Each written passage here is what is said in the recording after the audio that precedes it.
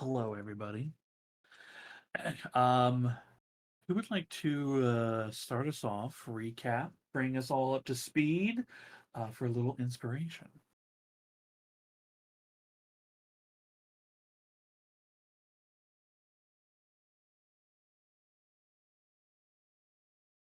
If I could, but I can't. Did we start in Thanks. Oakenstall or after we left? Oh, right. Right We after had we just left left. We Oakenstall. were on. Yeah. I believe we had an uneventful journey following our stop in Oakenstall. Like with all the refugees. I don't think we bumped into anything else on our way out, right? Nope. And then we made it to Maras, and we spoke. We gave a couple people jobs. We gave some people money, and then spoke to the Sinku, who kind of told us how Karakar is doing a little bit, or what he's heard, um, and that they have told us that Karakar and Ross have trade now, and um, we're just telling people what's going on, and the best course of action is be friendly, stay inside, and Cool. yeah, and he's, I would say, agreeable to that conceptually. Yeah, he's no stranger to armored super soldiers being peacekeepers on every corner. Yeah. But then we left and we decided to take some horses and travel towards the Three Sisters tribes, so that we could notify them as well before we went north to the cache in the mountains. And we have arrived at the encampment of the tribe. And it was noted, Durham told us that there were abjurative resources being used that weren't usually put up. Like there's a wall of thorns protecting the people. Um, and some of us got to meet, and some got to reacquaint themselves with some of Durham's family. And in our time here, as we've sort of settled and communicated to Durham's wife what is going on, um, uh, the eclipse started.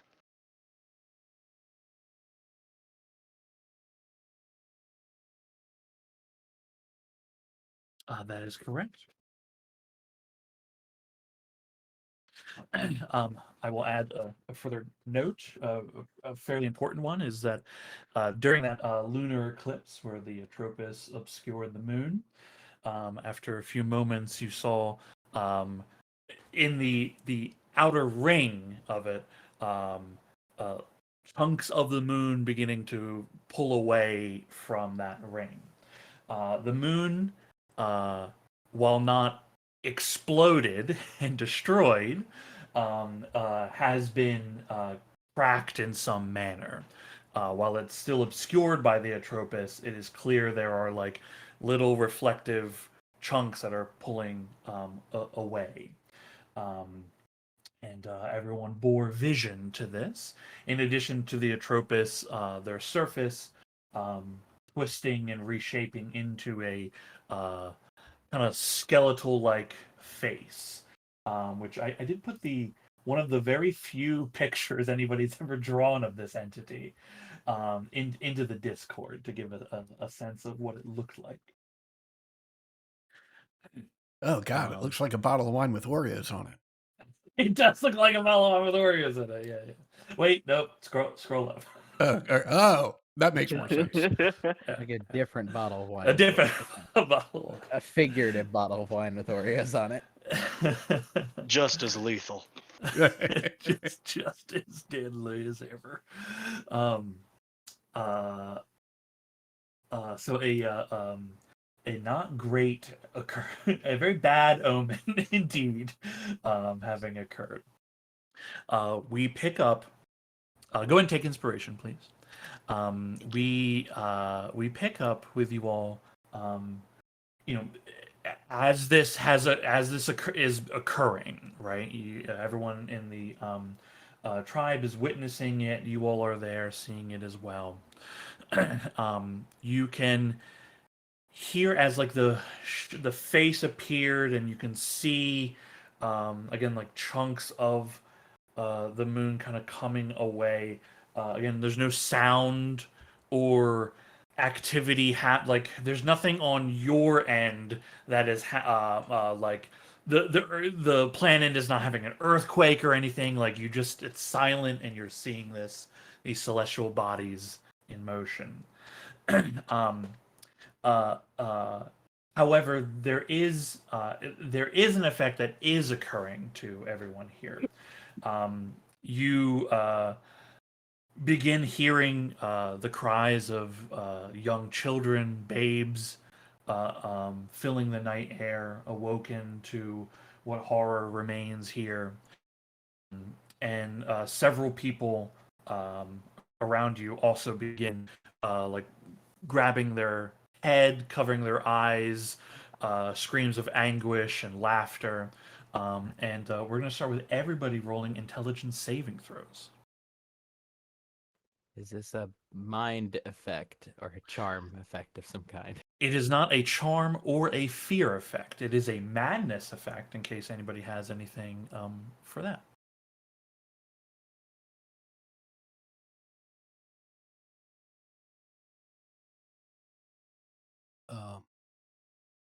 I will use an inspiration because I don't feel like going mad right off the bat in this session. Yeah, I think I'll swing at that too. I was gonna high five you for matching numbers, Yeah. but if you're gonna roll at advantage, I will too. Dear God. That got better. Okay, well, I'm going to one. use an inspiration to also. I was gonna say one, maybe two people have a chance. There we go. Hey, okay. Rainier, did your intelligence get boosted, or was it your intelligence modifier got given to other things? Actually, I believe I should actually have more than just a +2. It should be a +4. But it rolled a check instead of a save. Who's standing near me and wants the +1 for my awesome jacket? Sorry, my Oh, awesome armor. Yeah, Oh, I don't sorry, think my- me going from a 9 to a 10 is gonna matter. Yeah, join me in madness. My Actually, now that I intelligence think about saving it- throw is actually a +6, so my total is a 22. Now that I think about it, I'm Okay. probably with the kids right now, so I'm nowhere near you. Yeah, you would be with the kids specifically. Yeah. Oh, going hanging out with a bunch of mad kids. Cool. Yeah, just gonna raise a kid. Okay. That's wait to great. put They're them all down. they're all freaking out, and you're just freaking out with them. I rolled a 20. Oh, that's right. I saw. I just saw the first one. I see. Excellent. Yeah, it's so great. You have to calm down a bunch of kids that are all freaking out. Good luck, Whispers. Yeah, I can't wait.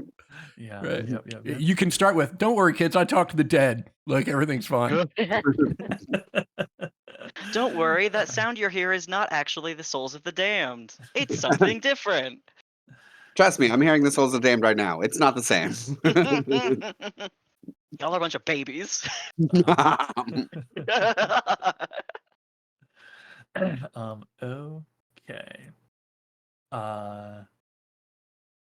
Whispers, is the 20 correct? Yeah, 20. Okay. So your intelligence saving throw is you're trained in that? Yes. Dex and Cool. int. Oh, Get cool. that proficiency. Do Rogues are fun. Okay, I was like, do rogues get the int save Yeah. in there? I don't know how to roll a save, so I just rolled a check and added 4 to it. That's a good question. I actually on the new sheet. Oh, it's probably from the saving throw section instead Yeah, of I the completely stats. missed that box underneath. until I have after. no idea. Sorry. Oh, I see. Wow, got that's really big. Underneath wisdom crystal. I've got Yeah, 'cause- one inspiration. I'm gonna try not to fuck this. Oh, I did the exact same thing. I rolled an int ability check. Mine's actually a 12. Okay. You did it, Ember Prime. Wait, yeah, I did a. We all just defaulted to using this sheet exactly like we had been, and it was wrong. No. Durham Lapis intelligence saving throw. One person knows how to read this sheet. Fair enough. Fair enough. And it's Adam. There goes my inspiration. It's worse. Okay. Whispers is fine.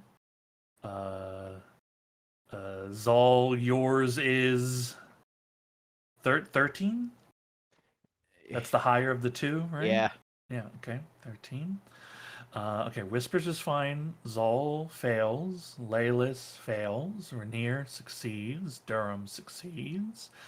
Ember Prime fails. Okay. Okay, cool. Can I get the three? Those of you that succeed there's no ill effects. And not everyone in the tribe is like being affected by it at the moment.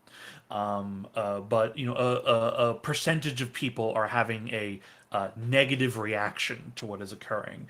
That seems not just like I can't believe this like crazy thing is happening, but like an actual like breakdown mentally. Um, and it does include some of the children are having this effect as well. Oh, fuck. Um, cool. The three that failed, can you each roll a D100 for me? Sending you a private roll. Sure.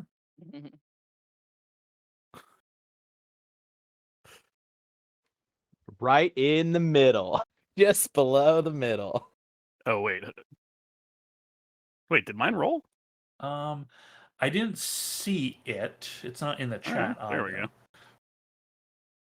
go. I do see that roll though. Okay, cool. Okay. Laylis. Actually, both Laylis and Zol. If you can roll a D2 for me, which you might have to. Yeah, just flip a coin. Yeah.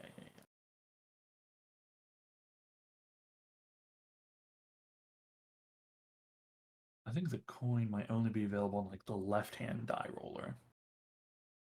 Okay, ones. Okay, you both are having the same experience here.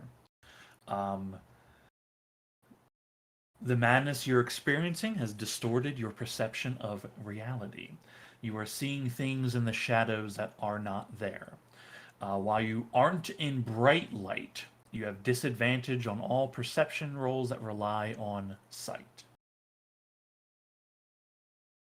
Prime.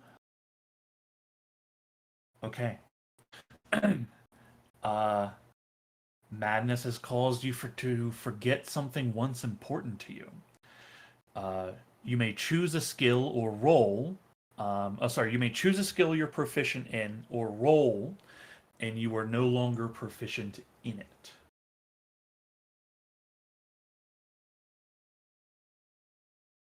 Now, I will preface this by saying these are not permanent effects to your character. Alrighty, I got 4 skills. I will D4 and go from top down. Okay. Well, goodbye, persuasion. Okay. I don't know how to change this. Because It's it's like okay. a temporary thing, like you just like make a note of it, right? Okay. But I will do we'll do the favor. I think maybe This if I is click for this. No. let me make sure. Oh wait, I need to. Where's that lock? It's up here. Yeah, if you want to edit the sheet, that's fine. If you just want to like make a note, somewhere. But again, these are not permanent effects to you. Okay, you know what? Then I will leave myself at proficient, and our proficiency bonus is currently +4, so I will give myself a -4. I am vaulting onto scritches and going straight up where the shadows can't get me. Okay.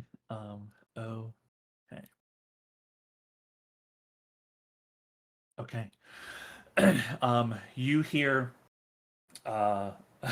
shit, where's that last kid? There's a lot of confusion happening in the crowd here. People are trying to console or gather some people are wandering around. Some have just like collapsed to the ground momentarily. The You hear the sound of Oh boy, I should have. What's her name?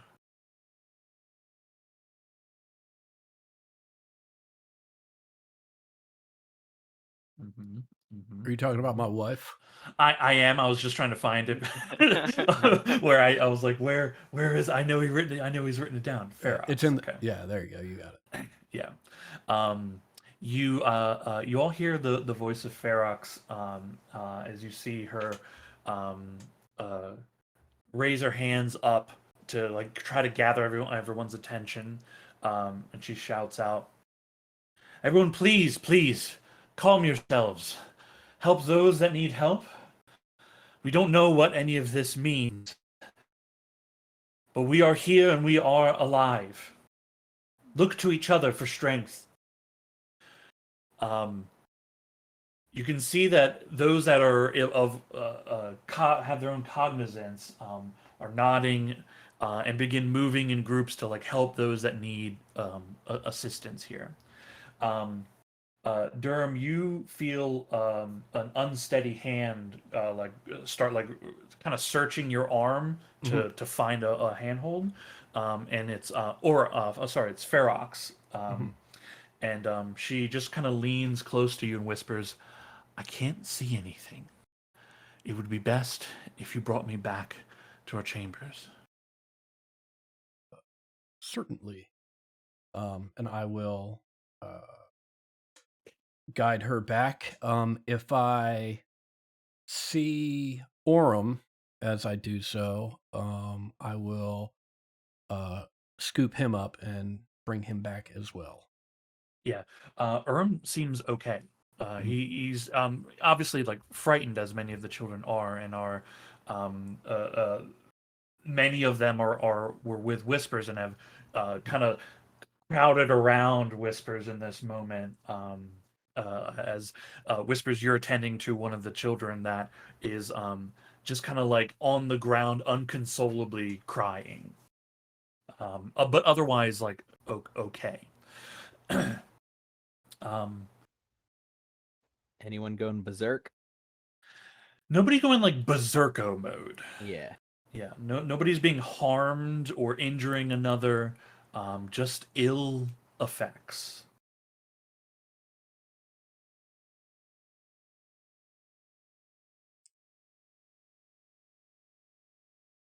In this moment, I so badly want to be the type of character that would just start slapping people and saying snap out of it, but I don't think Durham would go that particular route. Yeah. So yeah, when we get back to our quarters, I will make sure that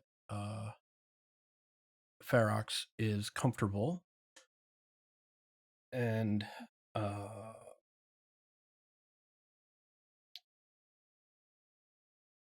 Orem is here, and I'll put Orm's hand in Ferox's.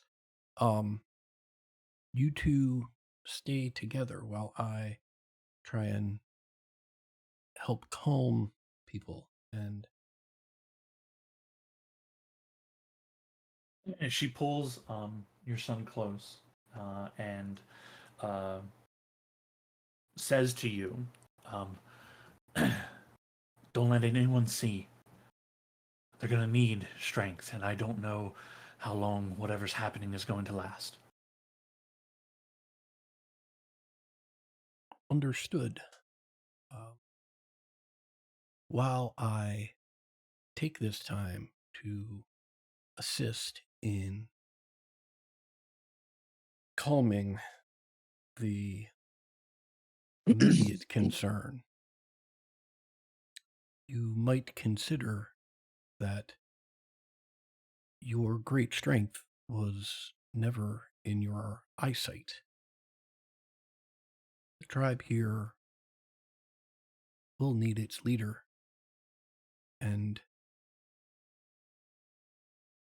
your vision extends well beyond what your eyes are capable of.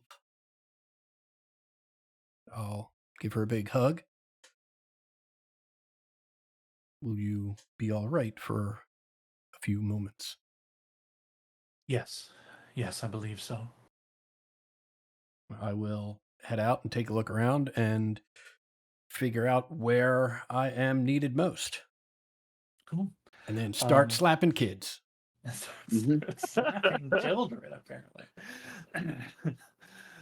Snap out of it. I am. Snap out of Just picture that scene from Airplane. it. Yeah.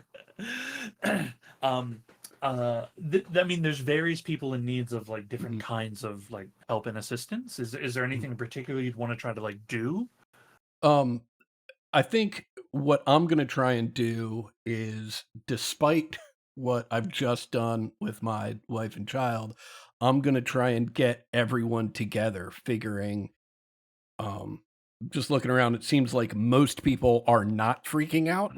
And so knowing the strength in the tribe is the strength of everyone in the tribe, like trying to get everyone together and have sort of an impromptu meeting. I think that will allow those that are having a difficult time to be around people that they know and that they can lean on in this moment. Sure. I mean, the people here know and trust you. So there's no, this is not a thing that you have to roll for anything, right? Like you're able to, gather and sisters in the tribe all in a large group, corralling everyone together. All told, it seems like maybe like 20 to 30% or so of people were affected in various ways. Some have a physical reaction, like your wife had. Some it's more mental. Some there's like one or two that have to be like away from the group a little bit as they're side of everyone around them. And are just kind of like they're just kind of like holding themselves together away from the group, being told everything is okay, but they're just like they're being protective of themselves, right? But they're not like losing their mind in like absolute madness or anything. Does Durham have any idea that Laylis and Zal and Ember Prime have been affected? I mean, presumably, I've seen Zal shoot up into the sky on Yeah, you Scritches. saw Zal go feral, Right. like do the like fully fangs out, like snarling, and then jump on the horse and go straight up. Yeah, but I mean, I guess like for Durham in particular, right? That could mean anything from, oh, he's true. been affected, or oh, like he's on it. He's trying to get a bird's eye view of what's Yeah, going, that's true. And Yeah. so I mean, I don't.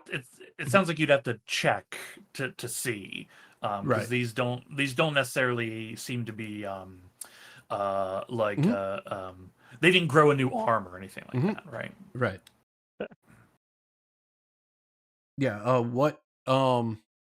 I mean, in the process of gathering everyone together, I'm obviously going to reach out to the party for assistance. So what sort of check would you like me to make to see if I can gauge the mental health of my compatriots? I mean, you can just ask them, right? Like you don't have to make a roll to I just got you. talk to people. Okay. Given that I'm also like cognizant with and unaffected, like whatever you're telling me to do, Durham, this is your people, so you tell Right. me where to go.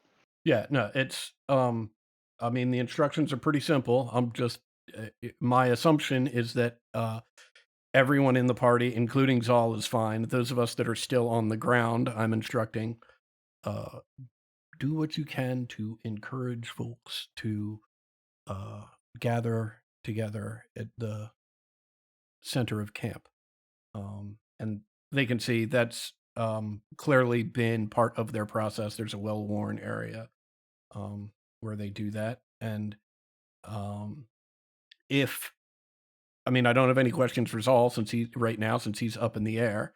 And if Dawson and Ember Prime begin that process, then I have no reason to question their reaction either. Yeah, I think Ember Prime would, although a little probably more quiet than usual. Like, doesn't even acknowledge Mhm. Durham, just starts doing stuff. Mm.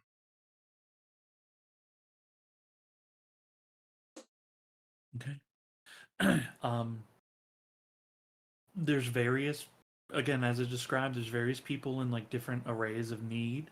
You all have many abilities to affect reality and those around you. If you wish to do a particular thing to help, be it magic or skills, you can make attempts or tell me what it is you want to do, or if anything in this moment.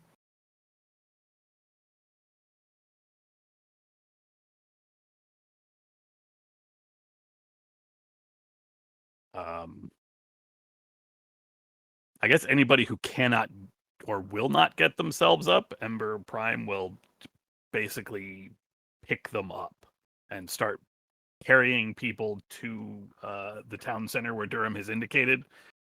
Anyone who is unable to do so but is willing to accept help gets picked up very gingerly. Anybody who fights her does not so much.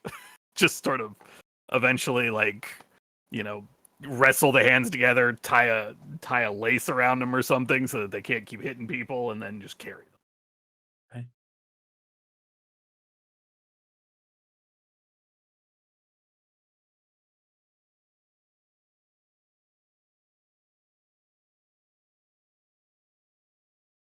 Okay. I mean, once I see that this operation is well underway with,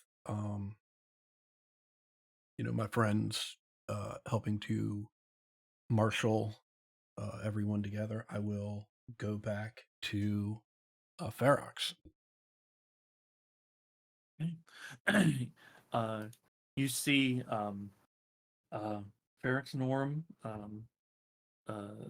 they're in their kind of pre-chamber as it is. um, uh, they're pretty calm in there. I mean, Ferrex is obviously pretty Mhm. calm-headed most of the time anyway.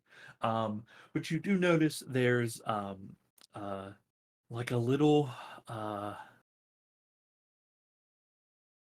want to say squirrel, but it's not. That's not accurate. I don't know. Mhm.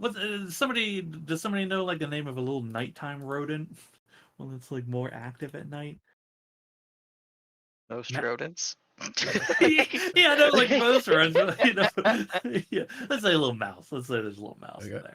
there. You see, she has like there's a little mouse like kind of perched on, and you see where this time her eyes are like whitened completely, which you're semi-familiar with and have seen. Actually, I'd say pretty familiar with, though I don't know how often you do it. She's using like a beast sensibility to Yeah. see through the rodent's eyes, so she Mhm. actually can see things in this current moment. And so, like, as the rodent is the one that's like tracking your movements and everything. How Excellent. is it out there? We are gathering to so that those of us unshaken can provide strength for those that have been. I believe you will be expected. I think sharing what has happened to you can be a source of strength for the tribe. Let them know that you are up to face this challenge, and it may encourage them to steel themselves to face their own.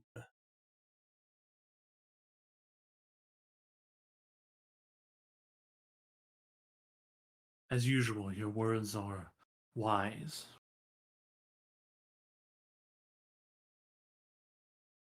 You're a trusted companion and counselor.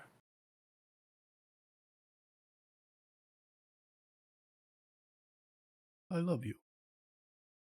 Let's go see the tribe, see if we can't be of some help. Um, she does. Holding Orm's hand, the rodent on her shoulder, she moves more confidently, and as she comes to you, she pulls in close and just gives you a little kiss on the cheek, and then the two of you, Orm following, step out. um, she tells your tribe that she too has been affected by these events. She doesn't know why this has occurred or how this has occurred. But it would be unwise to think that they're the only ones experiencing hardship in this moment. And that although they have although they live outside of the rest of the world, they are still a part of it.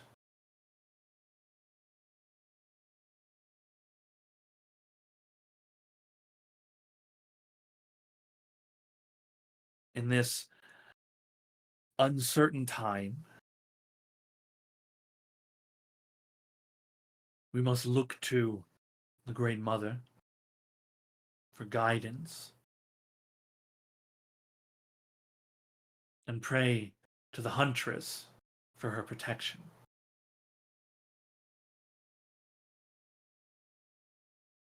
For as long as we are within their realm, we will be safe.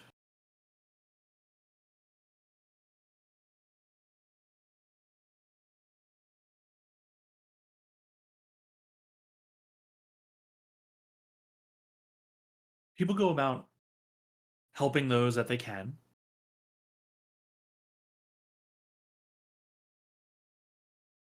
Doug, can you roll a d10 for me? Absolutely. I just want to make sure she doesn't actually. Does she actually say she cannot see, or does she just say she has been affected and? She just says that she's been like also affected. Okay. She doesn't. She still wants to try to like portray strength, but heeding Durham's wise words of, you are not those that are in I am also you are not alone in the difficulty you're facing, right? Okay. In roughly 70 minutes, these effects wane and go away. Vision is returned to Ferox. Those of you that had penalties to vision and skills, those all come back to you. Sean? Yeah. I have a quick bit that I would like to add to the end of the sort of town meeting. So after Ferox has completed her words, I'll step forward and say, you know me, and although I have been gone off and on for the past year and a half or so, you know my heart is always here, and I am happy that on such an unusual evening, I am here with all of you.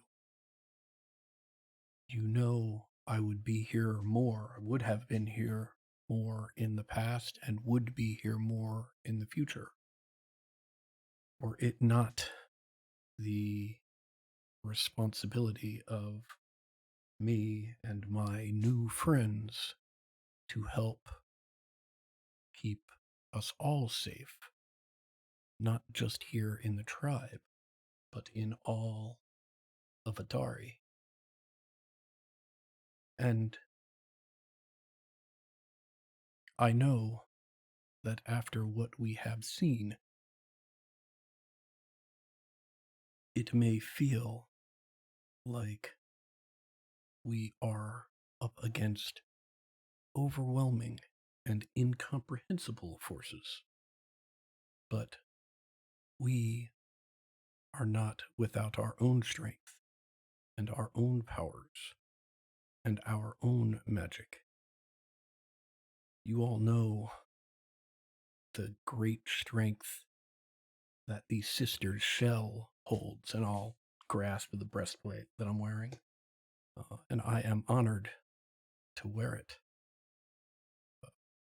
It has been a primarily defensive treasure for our tribe and its greatest warriors for generations.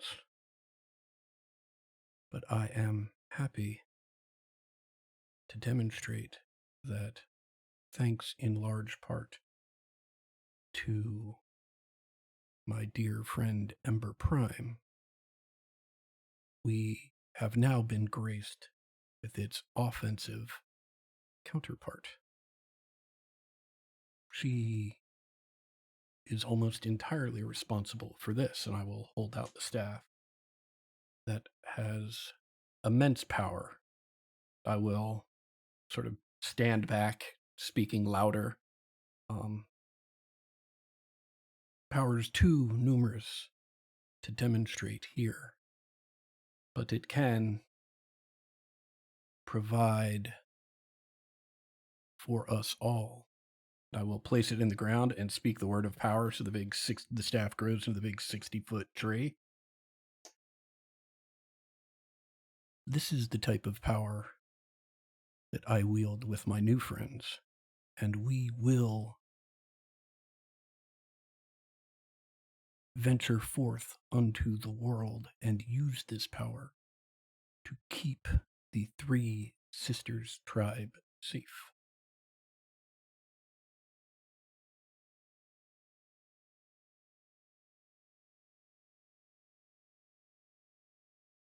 And I'm just going to leave the staff as the tree for the evening. People can marvel over it or touch, whatever they feel like doing. Yeah. There's this, incredible moment, right, where you place the staff, wind beginning to pick up, swirling around as you you activate the staff's magic, as it begins digging deep roots into the ground, and tree swelling up and out of its simple heft, and then reaching up to meet its tree brothers and sisters in the canopy above.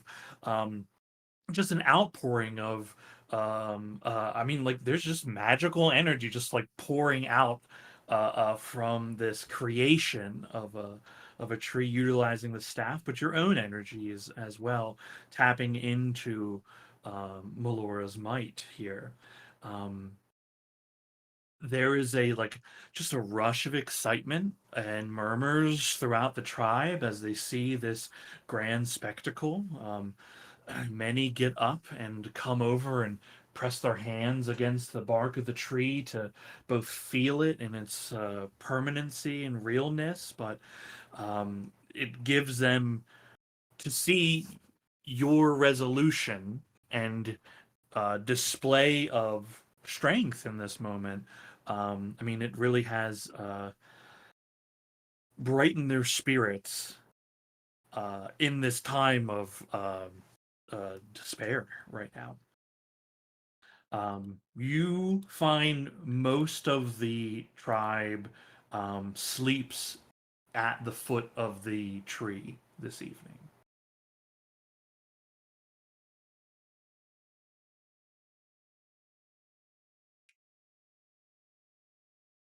It's a lovely little moment. Wow. Yeah, I think the tree is, also what brings Zal back down. Like the centering, because he's probably just been flying over, looking down at the forest filled with things, trying to decide if they're real or not. Yeah, a lot of. You've seen a lot of strange stuff. It's hard to tell what is and isn't real. As soon as you land, I'm like, oh, you're gonna be so mad you missed that.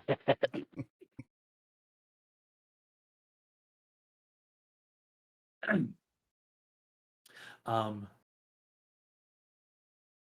Whispers and Rainier. You this whole time have been there's like there was a sharpness that occurred as the face in the Atropos is revealed and the moon break. The sensation of like spirit energy, negative spirit energy kind of washing across, right? It's with it's like moving over. The feeling you get, it's like a wave kind of washing over you. um it's not like, it doesn't knock you to your knees or anything like that, but it's a distinct feeling of like that sensation when you know spirits are close, that have a malevolence to them. That's the sensation that you both kind of feel. There are no spirits currently trying to get anyone, but you since you both have this ethereal kind of awareness of these things, um, you both experience what very few people probably in Adari would experience, which is like a release of the negative energy from the Atropas washing over the planet. um, if that's the case, and also due to the other things that have already happened today, I'm going to make an explicit point to put in some real physical efforts to pray to Saluna and Lathander for these people. They're already praying to their gods, but like these two gods are protectors of people specifically, so we'll Hail Mary. Okay. I'll put in a Uh, prayer to Kalimvor for the dead that have not yet risen up, to hopefully allow them to pass without bringing them back. I know it's going to fall on deaf ears because of mechanics, but that's what he would focus his prayers on. yeah, ain't nothing wrong with a little prayer. Okay. Um, is there anything anybody else? Is there anything anybody wishes to do in this evening? Are there things that need to be done for these people as they've settled? Not necessarily. Like, you don't have to feed them or anything like that. They're not injured, right? If there's things you wish to do for RP reasons or character Yeah. reasons, yeah, you're welcome to, for sure.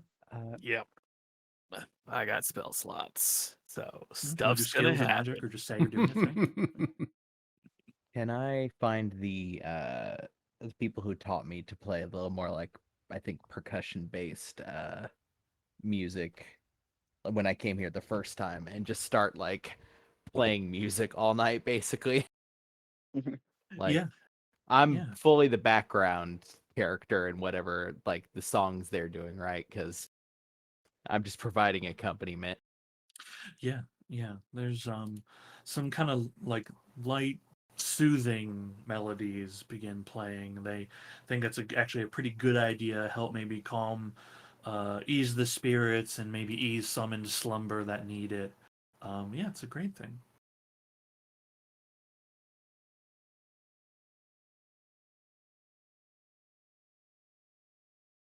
I am gonna cast sending. Uh, without needing to get into the specifics of the sending. Wait, hold on. What day of the week are we on? It's summer. Technically, it is. It's the first of midsummer, which would be like the beginning of a week. Yep. Technically, but tomorrow is also the beginning of a week. So, like, it's it's the special holiday in D&D. Oh, right. It's not. It's its own thing. It's its own thing. So it's yeah. not the day to contact the tower, the Dread Lookout. Okay, so I will not start off by sending to them. The first one will just be to send to Baracus in Bastion, and just basically without having to spell it out, just a, hey, checking in, shit got weird up here. You get a how are you?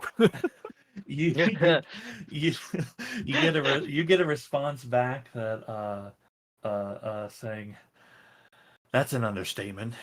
There's people rioting in the streets. The guard has been dispatched. What militia's here in the city is barely keeping things contained. Um, the Arcanium is okay. Something is happening, Ember."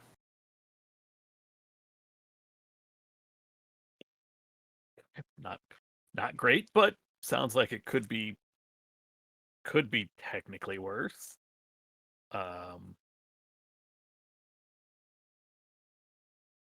We developed a contact in Karakara, but I think we all just sort of like, yes, that is a thing that is done, rather than coming up with an actual individual. Because I think the last time we were in Karakara, I wanted to be able to do that.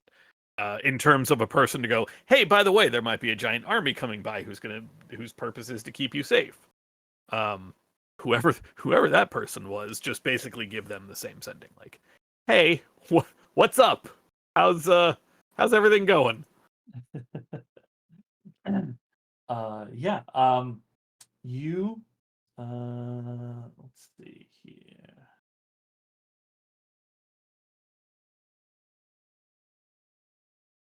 Okay.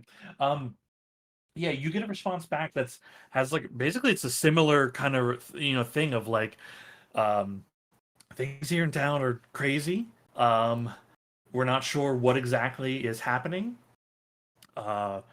Overall, it's okay, but honestly, stranger things have happened in this city. It's the least of our problems at the moment.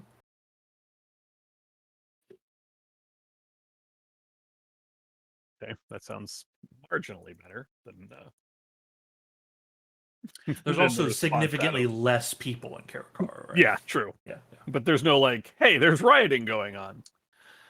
yeah. It's yeah, less people, a little less to deal with. Yeah. Okay, then I am going to send to oh boy, mom or dad, oh boy. I want to send to my dad. He's a member of the no, I will send to my mom because he might have been called up for Praetor duty again. Hey mom, it's Ember Prime up with Durham's folks. Shit got weird. Felt shitty, feeling better. Things are still bad. How is it down there? That's 20. That's 25. Hey, pretty good. You get a response back from your mother saying, "Glad you're safe. Things in the city are strange. We've locked the doors, but there's people just turning on each other. We're okay."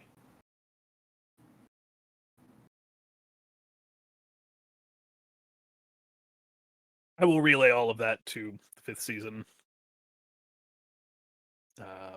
Checked in with the major cities.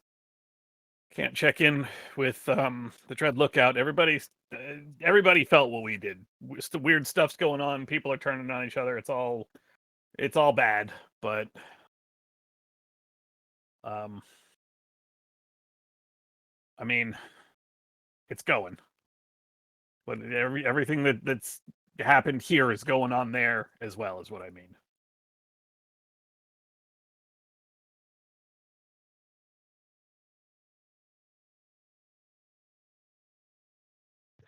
Well, still head north.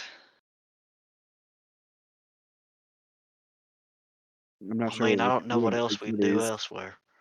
Yeah. I mean, we got to get answers, and I don't think we're going to get those answers anywhere else. So, I think we head north.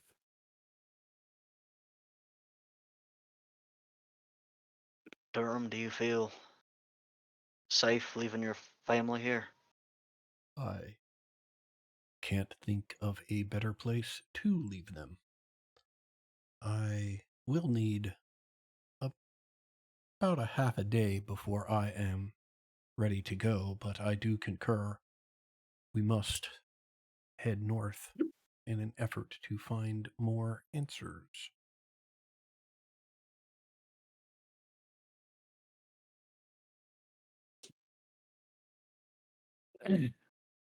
Um,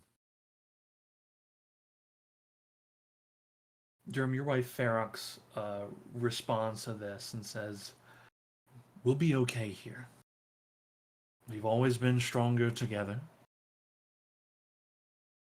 And we need someone outside.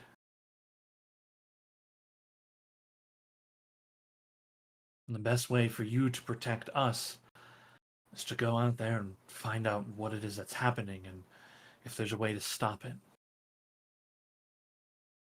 Things get worse, we'll retreat to the mountains." I am happy to do what I can for the tribe, and it is my great joy to do what I can for you.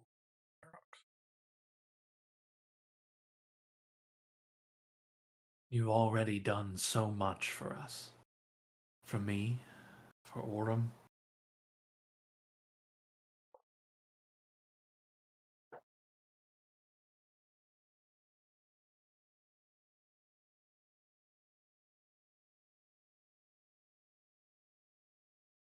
Well, I think we all have many long days ahead of us. Perhaps we should start with our best effort at a good night's sleep. Everyone, come get your medicine. And I cast Goodberry. And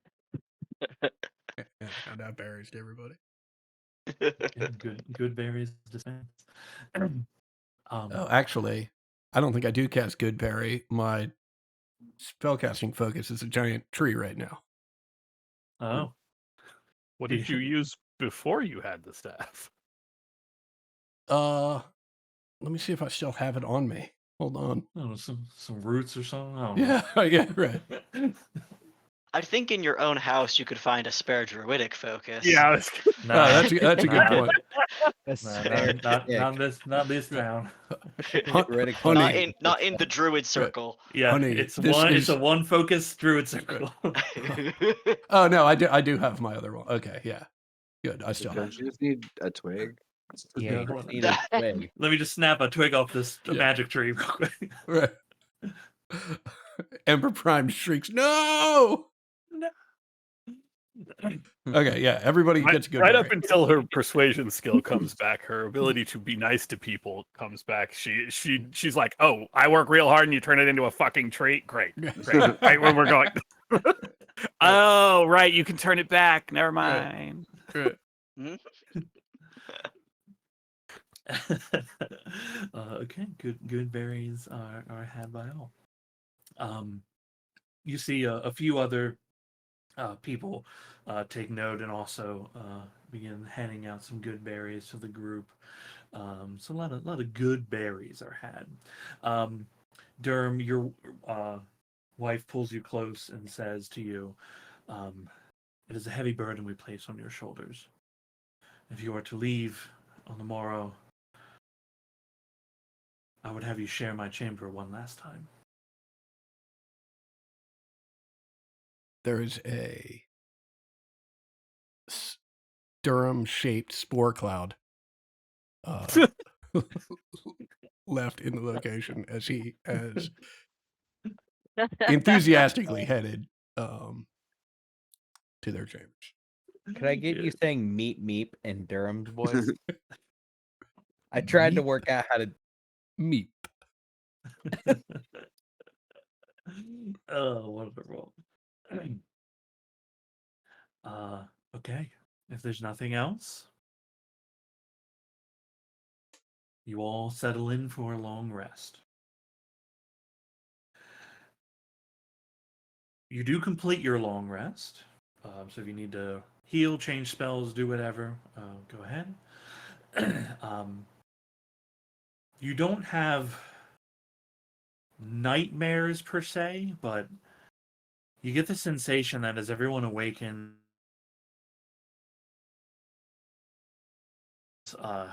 sleep was not great, and there were uh, foul dreams and thoughts. And occasionally you'd wake up forgetting the events and then look up to see the sky, and it all comes back again. Okay. Are you keeping your temp HP inspiration the same?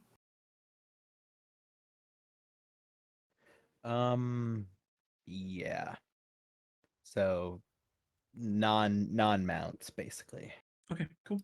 Since- Yeah, so that gets it Ember, Durham, Laylis, Rainier, Whispers, and you, right? Yep. Yep, okay.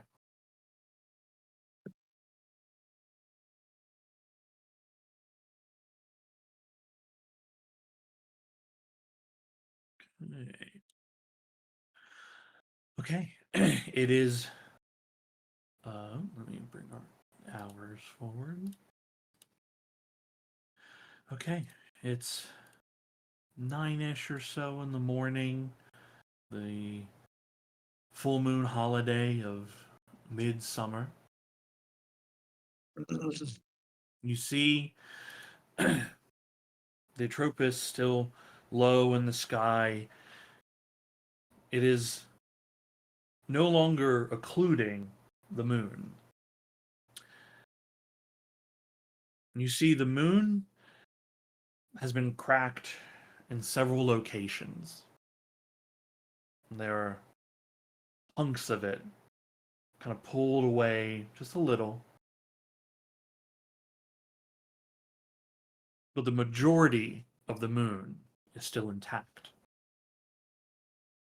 As it fades into the sky, as the light of Lathander takes its place.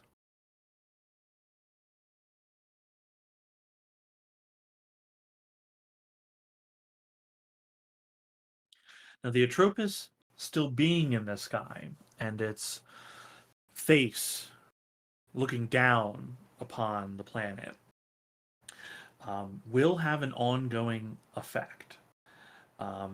For days that we're traveling, I will be rolling a die to determine if there will be any madness rolls required for that day. For days that you're not traveling, there's also a percentage that you might be affected by it as well. It will be intelligence saves every time. The DC may vary depending on circumstance or context or potentially time. But currently the DC is 14 for everything. Okay. What is you guys would like to do today?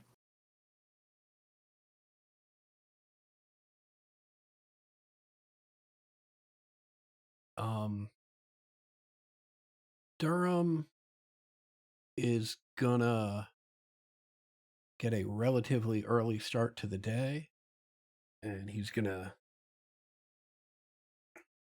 reclaim the staff of the woodlands because he is gonna need 8 hours. He plans on awakening a tree and leaving that with the tribe as some additional protection. Cool. Now, doesn't this if you use this from the staff, doesn't It's it it's take? actually instant. Yeah, isn't it just an action because it's Oh, coming is it really? from this? Yeah, because It it's is coming indeed. from the staff, I believe. Oh, It's incredibly strong because you do just bypass that time required.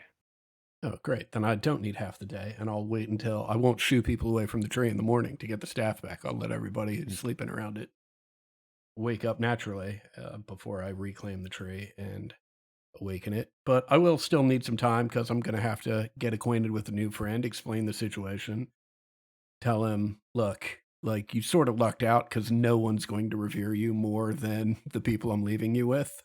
But at the end, like, you do you, man. Is there a particular tree you choose? Probably one of the ones that um in the canopy was brushing up against the staff of the woodlands.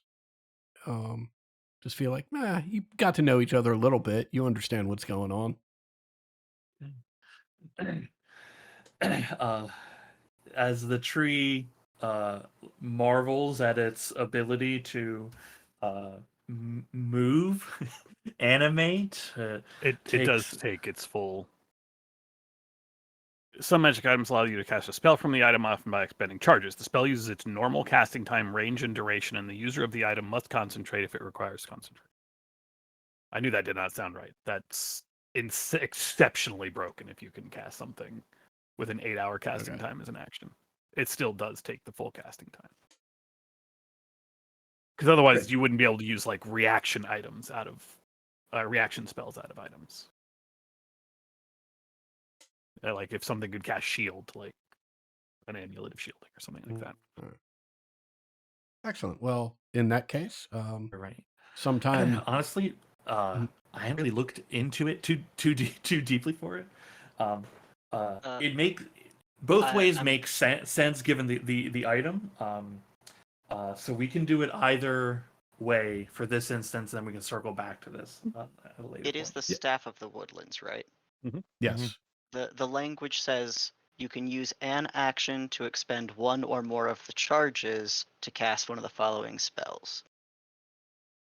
Which of those ones? It's Animal Friendship, Awaken, Barkskin, Locate. Yeah. So the item Yeah, I lists guess you can the use an items action for the override. charges. Yeah. So it's Yeah. it's a Specific language overrides ban. general. Yeah, that might be the case, but yeah, we can let's say it's instant for this, and then we Yeah, can yeah, circle yeah. back to it, you know, at a No, later that's time. right. The staff of the woodland specifically says an action. That's um, cool.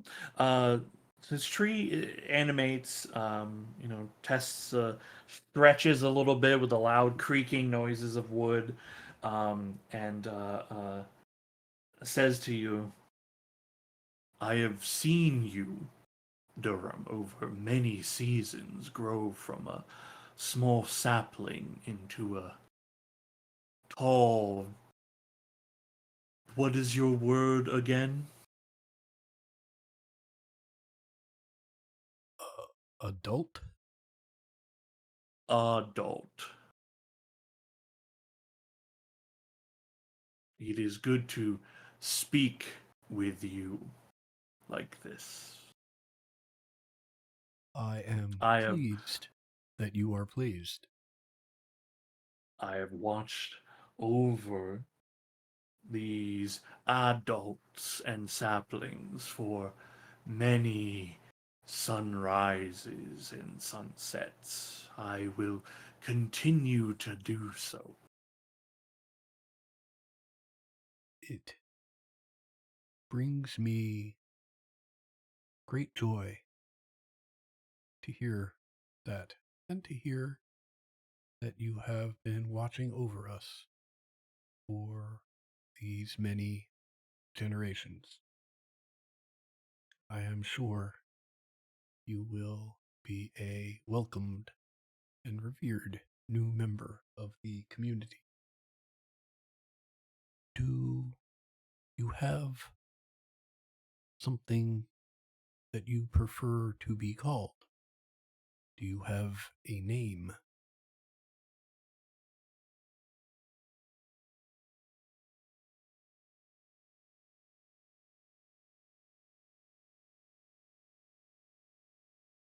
old. We might have a name. Okay, not those names. Those are real bad. Okay. Oh boy, these names are bad. Might- What is this generator? Might I Okay. suggest Leaf? Leaf is not bad. In the old tongue, I was called Ostrikar. Mm. I do like the sound of that. It is a pleasure to formally meet you, Oscar. Let me make some introductions. And so as not to freak out the camp again, right? I'll be like, why don't you wait here and let me bring people over? Right? Get a little warmed up before you do your whole song and dance number. Then we can do putting on the Ritz together and freak everybody the fuck out. Yeah. Yeah. Is the old tongue Sylvan? Could be. Does his name just mean chill hang in Sylvan? I think his old name means leaf. It's just it's leaf. It means like leaf on the wind. Yeah. Yeah. I'm not. Sylvan. I gotta tell you that I was like Fantasy Tree Name Generator. Obviously, it brought me to fantasynamegenerator.com, the perfect Commerce. name generator. And like a couple of the early ones were Noxious Hazel, Nasty Birch. Nasty. Oh, Nasty Birch. Nasty birch. Yeah. Nasty Birch is one of Merv's relatives. Yeah. Yeah. Yeah, there was some real bad Nasty ones. birch is our awakened tree. Grumpy It's been in the Sycamore. family for 3 generations. Oh, Grumpy Sycamore's fine. Yeah. Oh my god. Okay. The tribe is very excited because there hasn't been an awakened tree in like a long time. Yeah. So this is to have both the creation of a tree in through magical means through the staff, and then having a tree awakened. Yeah, people are like really stoked. It actually they kind of forget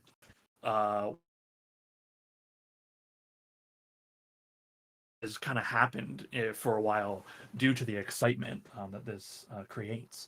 But this awakened tree that you made will help defend your people here. Excellent.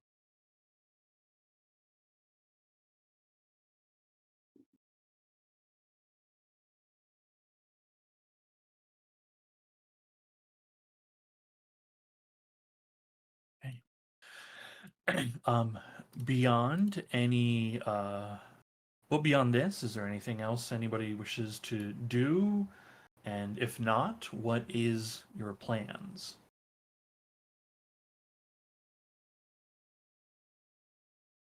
I think we are prepared to go north if Durham's guardian is all set up,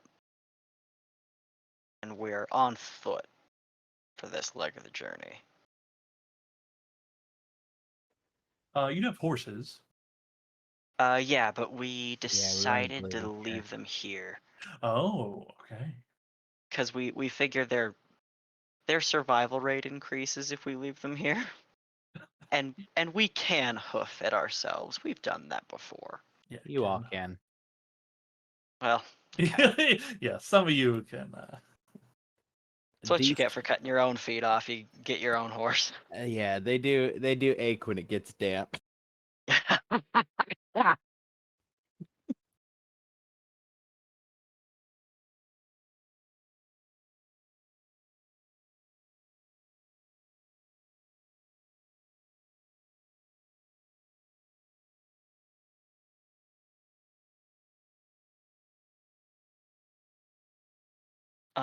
I think I would take some time today while Durham's busy to check with whispers, being that he's got a direct phone line to the other side. I'd ask him if you notice the um, density difference. Can you hear him? Um, do I know a density difference? Just that like we've been Or like can I we make it have up? like you have a better ESP than I do. Yeah, But yeah. Sorry, I was asking Sean. Do I know okay. the differences or can I make it up?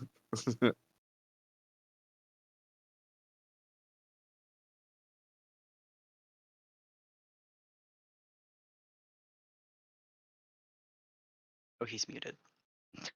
Oh, okay. Well, that makes sense. Oh, sorry. Do I notice a density difference in the spirits or can I make it up? So sorry. Um, yeah. Give me an insight check. Okay. Just happened to take expert 2. Oh hey. Not that that matters. 16. A 16. Okay, cool. um, yeah, you definitely feel there is a just an actual difference now. It's where before was like oh man, like a white noise machine turned on to like volume 1, just in the background, easily lost to anything. Now it's like set to 3.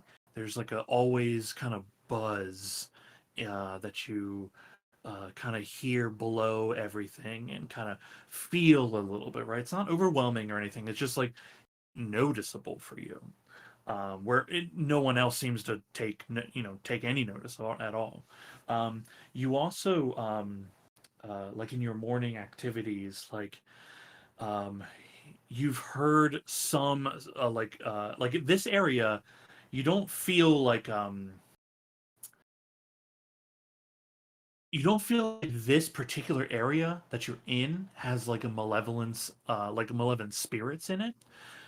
You actually have heard like had like I don't want to say good spirits because that's not exactly correct, but like more positive spirits in this place. Like you've gotten whispers of things and pieces that you've kind of pulled out and been able to hear um, is like even the spirits in this place are worried about what is happening and what may come to pass. Yeah. There's definitely a density increase. Spirits, they worry for the living and they're calling out more than I'm used to. So there's definitely a change. And you I don't know the new things coming to the world and old things sort of rising up. Can you sense if there's anything besides creatures we'd recognize? Thinking things that might be dead and buried and haunting, but we wouldn't recognize. You mean, am I looking for the spirits of creatures that we're not accustomed to? Yeah, maybe like a I don't know, the certainly the all buried creatures here, right? Sure. Although spirits fade over time. Yeah. I can try. Might be I'll, worth checking. If you can peek behind the curtain, that'd be great. I'll close my eyes and reach out and see if I can get any spirits that stand out among the rest. Hmm.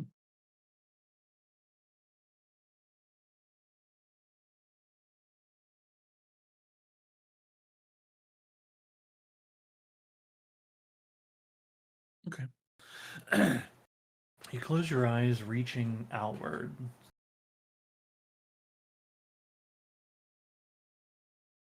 There's a energetic spirit around.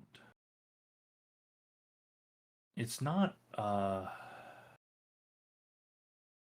it feels different than a lot of the other spirits you've interacted. This one feels it almost feels like not like it's almost not supposed to be here in a sense. But it's not like again, not malevolent. Um not humanoid, like not human, like a different kind of thing. Go ahead and make me another insight check. Okay.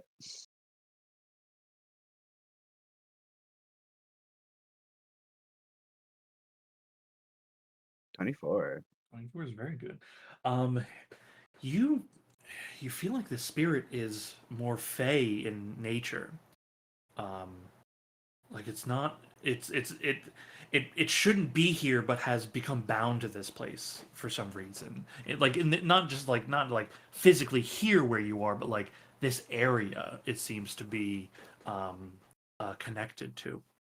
Um, it takes notice of your notice, and you can like feel its presence and light like coming closer. Hi. And you just hear him with his eyes closed, still talking to nothing. Um, are I'm looking you around. are you able to speak? The light kind of flickers a bit. You get the sensation they don't have a way to like communicate verbally, but they're obviously communicating to you. All right, I got a line. Something in nature, but it can't speak per se, but it can communicate.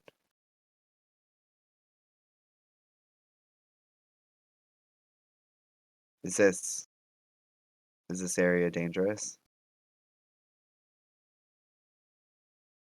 The presence kind of flitters about a little bit, the essence of it flickering, and you kind of feel this rather than hearing it. It's different than the normal experience you've had. Um, uh, your interpretation is no, it's quite safe here. Are we likely to encounter more Fae like you? The light dims a bit. You get the sensation of it doesn't know, but probably not. Well, there's good news.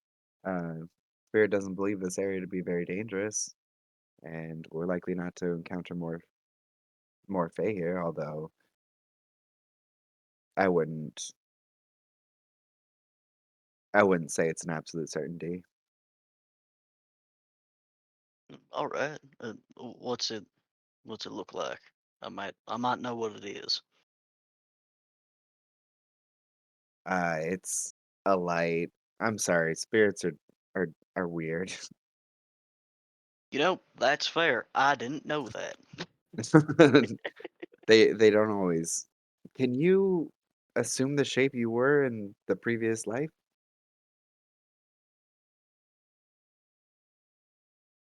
The light kind of shines for a moment and then dims, shines again and dims, and then stays at the same kind of pace that you felt before.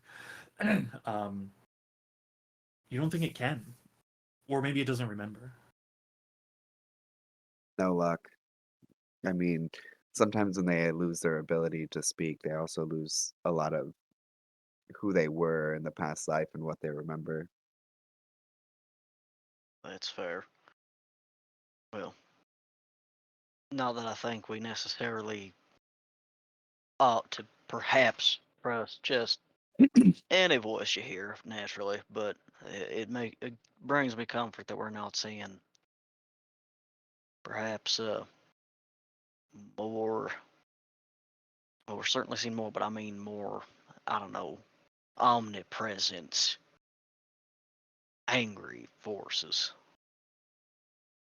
There is more one option I can try, but there's no guarantee on the information that we seek, and I'm kind of holding Soil Rattle's soul as punishment, and if I ask her a question, I release her into the ether. We can try it, but like I said, there's no guarantee. Oh shit. No, I think you just hold on to that. Okay. There are I'll bigger questions we'll certainly have later. all right. I will keep watch of it over for now then. All right. Suppose I could answer the ethereal briefly, but I don't know that's going to gain us any more information that'll be worth having. So we'll leave it, and trust we'll trust Ferox to let us know if anything were to happen to the tribe.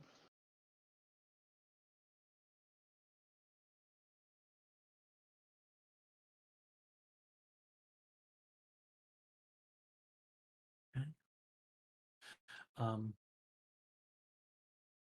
the rest of the time that you spend here in the circle, Whispers, you every now and then feel that same kind of fey presence. Like it's almost like it's just curious about you, um, but it doesn't. It won't follow you away from this place. Are you held here for a reason? Is there something keeping you here?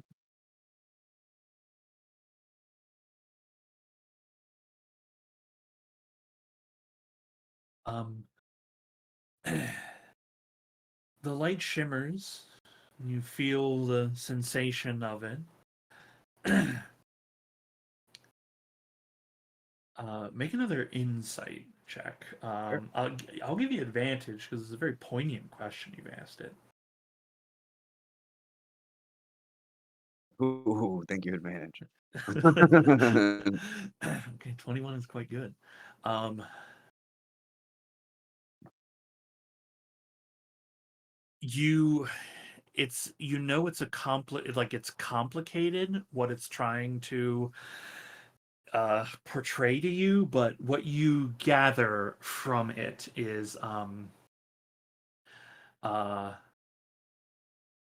there are old bonds that it is kept by.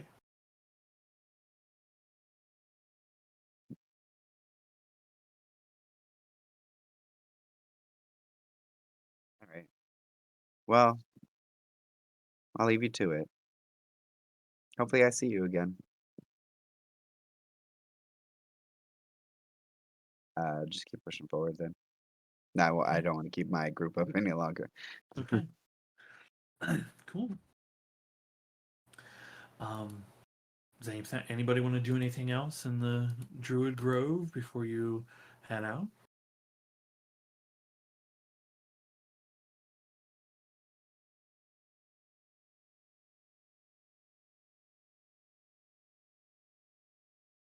Okay. You gather your things. The circle comes together to wish you fond farewells and good luck on your journey. Um, you are uh, you are given, seeing that you're not traveling with horses, they give you small satchels that are filled with like various kind of like herbs, roots, things you would be able to do like herbal medicine with, things that'll like eat for a little while, right? Just little gifts many of them provide to you all. Effectively, you'll have like one after use of the healer's kit, and you'll have there's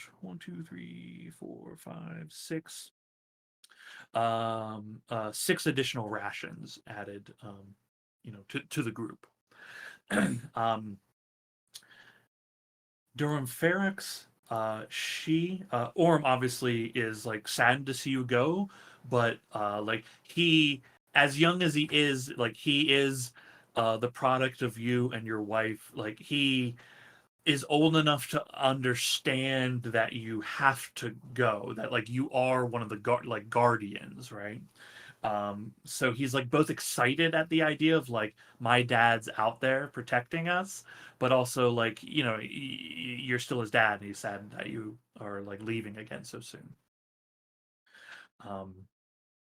He looks up at you and says, "Well, when are you gonna be back?"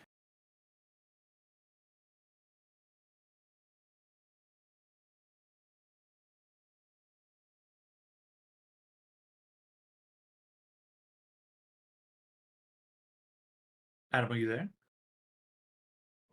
Sorry, muted. I Oh, you're in.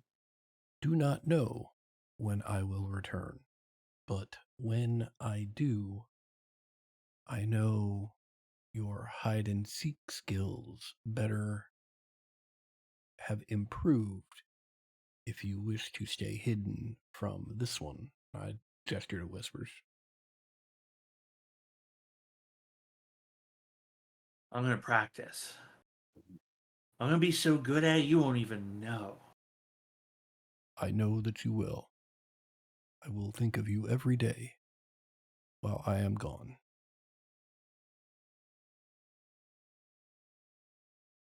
Is the moon gonna come back? I do not know, but I know that we should be thankful for what moon remains in the sky, and perhaps appreciate it for what it is, as I'm sure the sisters are looking over it as it looks over us.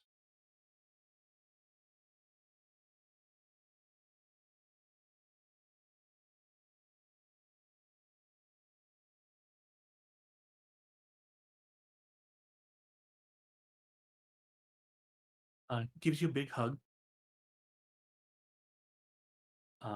Ferrex takes him from you, holds him, and pulls you close. Do what you have to do. Try to make it home. Come back to us, Durham.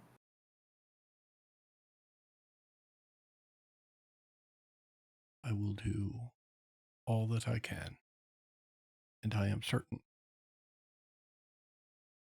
that my compatriots would make the same vow.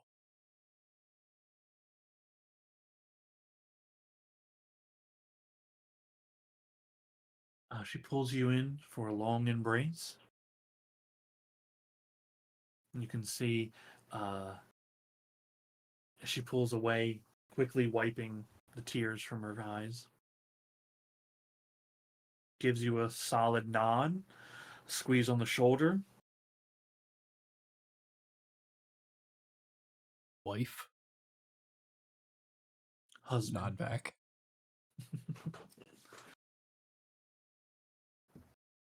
You gather your things, and the tribe waves you goodbye as you head towards the edge of the glade, towards the ring of thorns.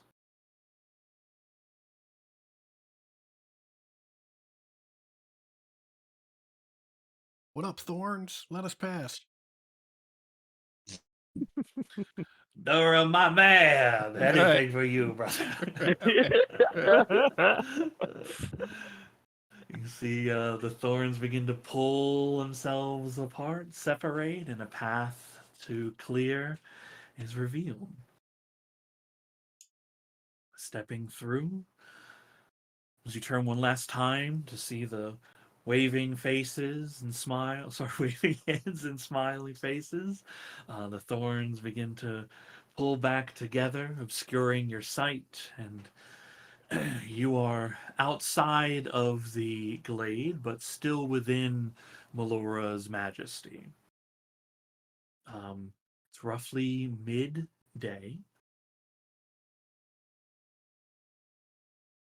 Where do you guys go?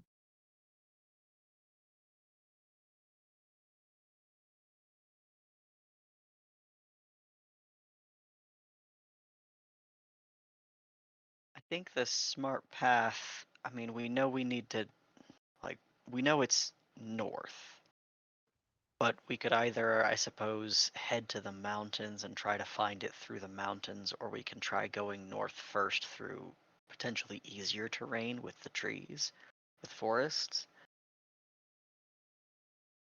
It might also be worth, Let me ask like, you this question. You do know where this place is, but do you, as players, know where this place you're heading to is? oh, I believe you had told us that we knew approximately where it was because of a map that we'd been shown, but that we weren't going to be certain about its exact location. Yeah, you're not certain of its like precise location. Okay. Uh, though it is not near where you are. Your best estimate is it is somewhere in this region, in the Frostmare Hollow area. Okay. Well, then I guess traveling through the Alpines would literally be the smart thing to do.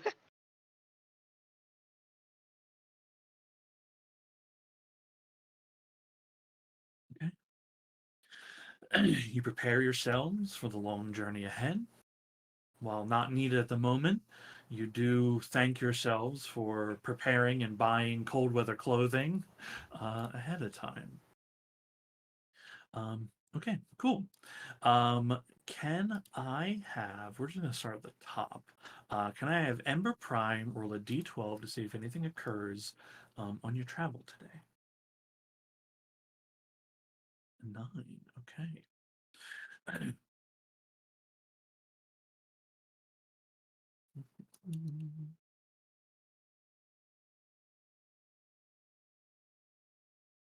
Oh, baby.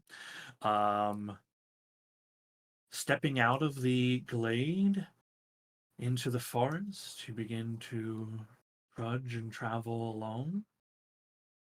The going is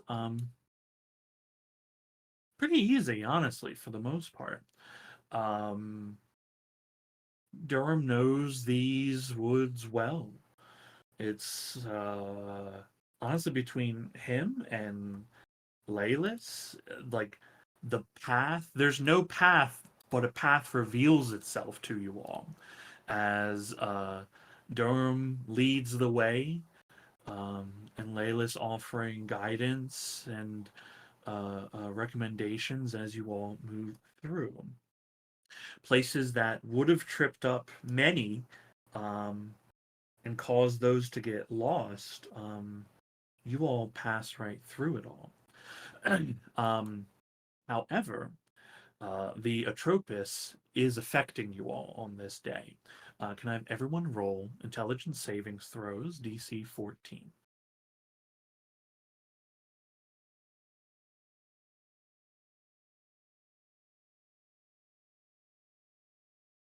Natural 20. Well, who's near me? Because you might need this. Nah, I'm good. I was joking. Somebody's die hit mine on the VTT, so you know Yeah, Hey, I'm what are not you gonna. doing? it I'm not gonna counts. get this for a while. Is this a magical effect? Uh, no, it'd be like a like creature features kind of thing, right? So it's not exactly a magical effect. Um, okay. Rainier, Laylis, and Zol. If each of you can roll a D100 for me.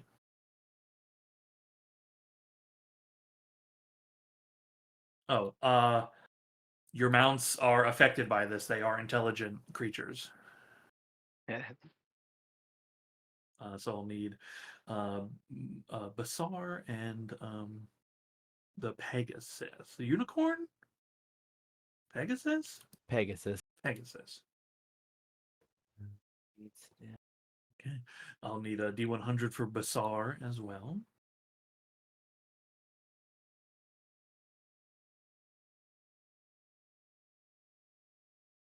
Okay. Zol 17. Zal, can you roll a D4 for me?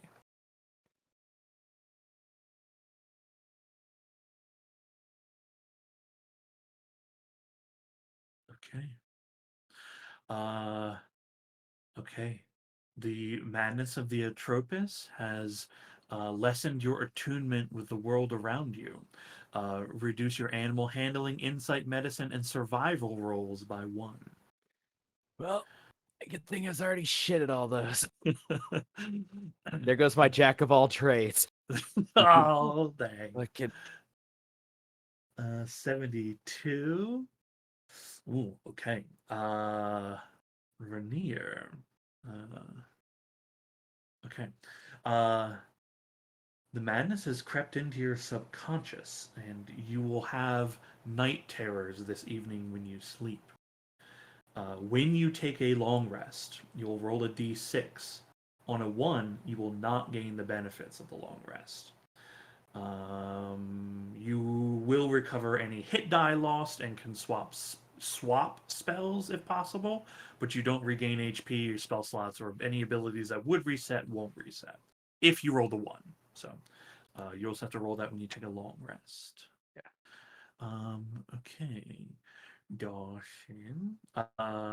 Okay, if I can have Laylis roll a d4. Actually, Laylis and 4. That's for Laylis. Listen, who you cut out? Oh, sorry, and Bassar. Okay, they both you're both Hey, you're both experiencing the same thing. Pretty neat, pretty nice. Okay. The madness of the Atropos has shaken your confidence, and you've developed a stammer. Reduce your persuasion, deception, intimidation, and performance rolls by 1. Or Bassar. Stammering dragon. 3-headed stammering dragon. Pegasus Okay. rolled a 98 after getting a nat 1. Poor Scritches. 98. Okay. They have been severely touched by the madness. Roll a d6 and a coin flip.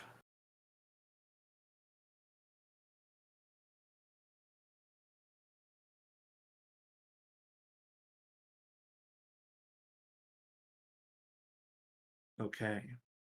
The Pegasus, their constitution score is down 1. Okay. Yeah, so they. Huh.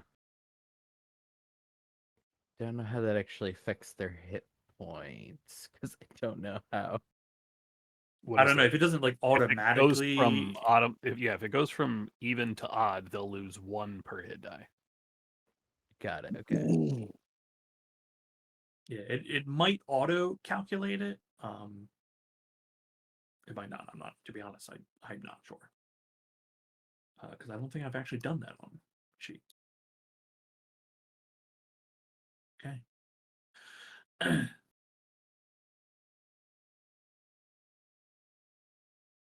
Each shouldering the burden of the Atropos in your own way. Push through this day. Is there anything anybody wants to do on your day travel?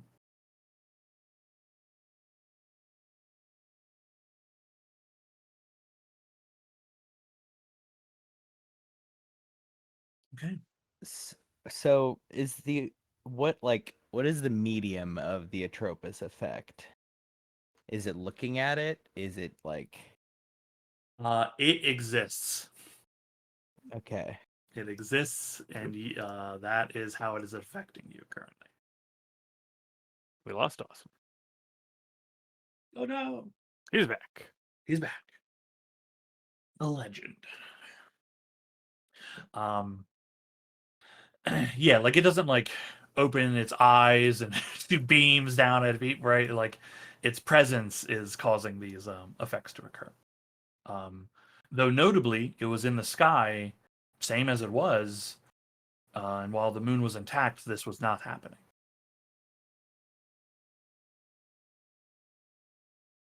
All right, we got to glue the moon back together, folks. Fine. Who's What's got the the glue? Who's got yeah? the? Who's got what's the solvent? What is it? The sovereign glue. Yeah, Oh, that's nice. the fucking word. Perfect. Oh my god, it's like space balls, right? Just a giant tube of sovereign glue. Just squeezing onto the moon. Incredible. Okay. Okay. I have a quick For the bookkeeping majority of note, you. Oh, go on. Sean. I just wanted to let you know, I am tracking the Staff of the Woodland charges, but if I've used 5 or less charges, I'm not doing the rolls to recharge it, since the roll is 1d6 plus 4, so the minimum charges I can get back are 5. Okay, cool. So yeah, I just wanted to let you know I'm not. I am keeping track of that stuff, and will roll when it is necessary. Cool. Hey, I appreciate it. Thank you. I was not, so thank you Okay. for doing it. Yeah. Okay, cool. The effects of the Atropos stay with you all longer than the night before. But by the time the day ends, most of these effects have, faded away. Except for yours, Rainier, which is on your long rest, will occur. Okay, and speaking of which, your night comes to a close. Everyone has a long rest. Rainier, if we can get a d6 roll from you. Sure thing. I'm historically great at these. Hey. Okay. Yay! Yeah, you sleep just fine.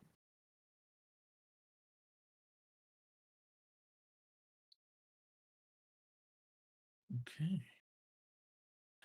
It is. Let me bring the time back to reasonable times. Okay. It is officially the first of a new month of, boy, how do you pronounce this? Alacius? Alacis? Any knowers in the chat? Nah. Yeah.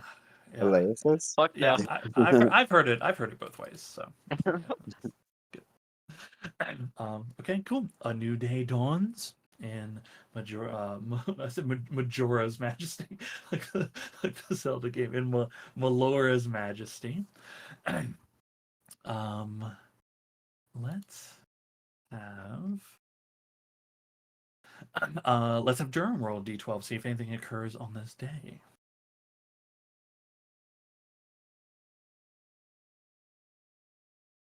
11. Okay. Holy shit. Okay. So just a normal day. Great. Just a normal day. Okay. I have. I will tell. I'm gonna be doing different kind of mechanics to which one I like for the like Atropos effect. The goal is to have it be low enough. Like I don't want it happening every single day that you have to do this stuff, right? So it's like lower chances. So I'm like trying different things to see like what feels good mechanically and is easy to do as well. Gotcha. One of which I've been doing is I am also rolling a d12, and if the numbers match, the effect occurs. And I rolled a same as same as Ember did, same as Ted rolled, and I have also matched Durham's roll this day. Again, the Atropos effect hits you all at the beginning of the day. I'll need intelligence saving throws, DC 14 from everyone. We just need to build up a tolerance, y'all. Because I was thinking how often am I gonna roll the same D12 number, right? Yeah. Oh boy. I did as well as the Pegasus. Hell yeah. Hell yeah, brother. Technically, you rolled worse. Yeah, that is very true. Dawson, if you can hear us, I know you're muted right now, but if you can hear us, I'll need Laylis to roll Laylis and Basar to make their in saves. Or if you're able to type, you can just ask me to do it for you. And if I don't hear from Yeah, you, I have been struggling. I sort of fell asleep a little bit ago and didn't mean to. Now my dogs are yelling at me, so I brought them outside because they were yelling. If you don't mind rolling, it'd be great. Yeah, you're totally fine, man.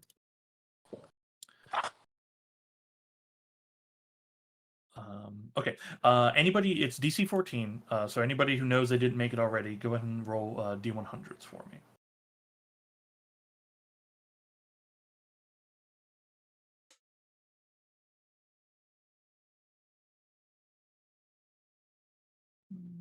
Let's see.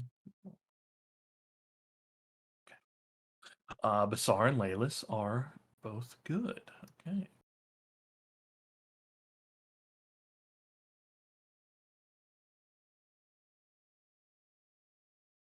Okay.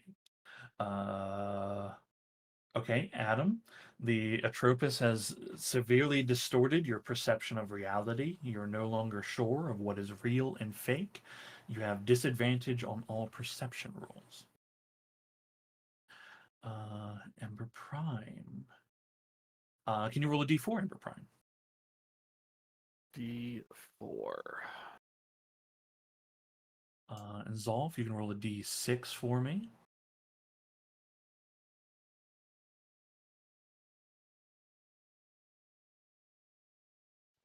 Wrong person, but yeah.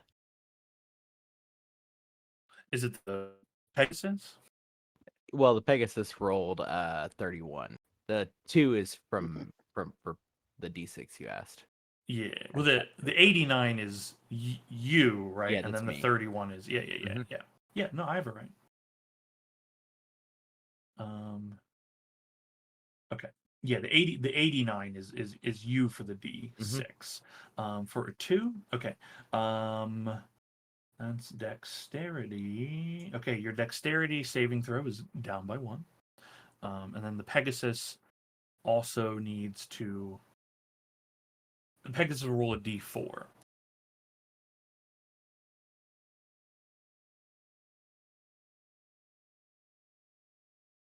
Okay, 2. Okay. Ember Prime on the 4. Your confidence has been shaken. Your persuasion, deception, intimidation, and performance rolls are down by 1. And the Pegasus. So I don't know if I Well, want the pets to keep having this Some effect. of those are now at -3. Hey. Oh my god. Amazing. Okay. Yeah, I think I might not have the pets roll on this. It's like 2 extra things to do, and like they don't really do skill checks the way you all do. Yeah, that just saves me and everyone else a little asshole. Some of the stuff I think could affect them, but a lot of it won't because they're just not a player, right? So I think I'm gonna absolve them of those ill effects. So your Pegasus and Basar are safe. It just makes it a little easier to manage, I think. Okay. What time is it? 12? Okay, cool. Okay, on an 11. Let's find out what's happening on this 11.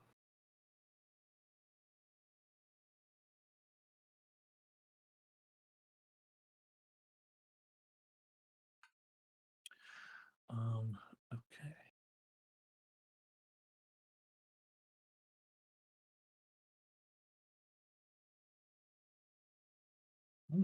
Okay.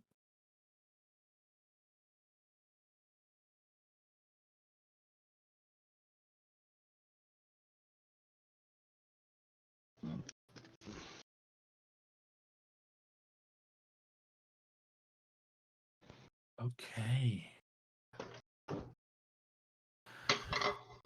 Okay, you find about mid-afternoon, you all come across the remains of um, like an owlbear grouping that have been traveling through the area. Um, they show like obviously like they are all both in various states of they're all in various states of like injury and death. Anybody who would like to can make medicine checks for me.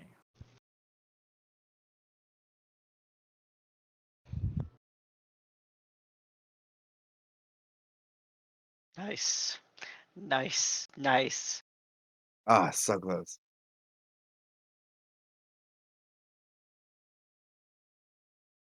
Okay. Can't believe you rolled higher than us, so you wouldn't match our set. Okay, these are all quite good. You're talking to me. Wait. Okay. You all, uh, Yeah. yeah. Oh my god, we hit average! Yes! Yes. Fuck yeah! Good work, everybody. Okay.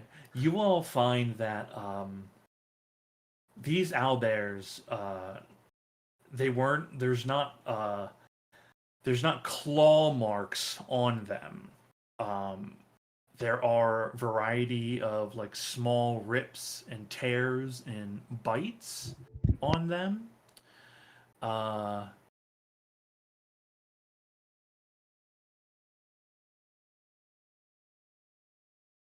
With Ember, with your 20, you see that there is like a sorry, with your 20, as you're all inspecting this, you do find that there's like a young owlbear cub that is badly injured, kind of like under one of the larger ones, but it's still like breathing very shallow. If left on its own, it will expire, as is the way of things, but it is like clinging to life currently. Oh boy, time for my shaken confidence to come in. Should we do something? I don't Absolutely. know what to Why? do. Wait, no, wait. I can do this. I got magic. I'm gonna blow a 5th level slot on Cure Wounds. Okay. That's a lot of healing. I'm not. You won't even. If you want to roll, you can, but that's more than enough healing for this animal. You see, I don't know if this is enough. You I'm doing this just so that it marks the spell slot. begin to knit through Ember's magic, and it begins kind of like trying to struggle to get out from like underneath the larger Damn. owlbear. That's a good heal.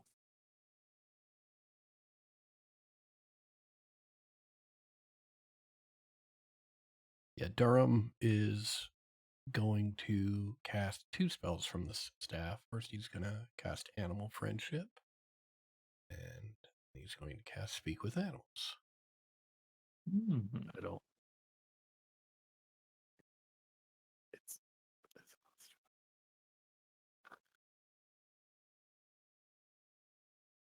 I'll give it a shot anyway. What do I care? Yeah.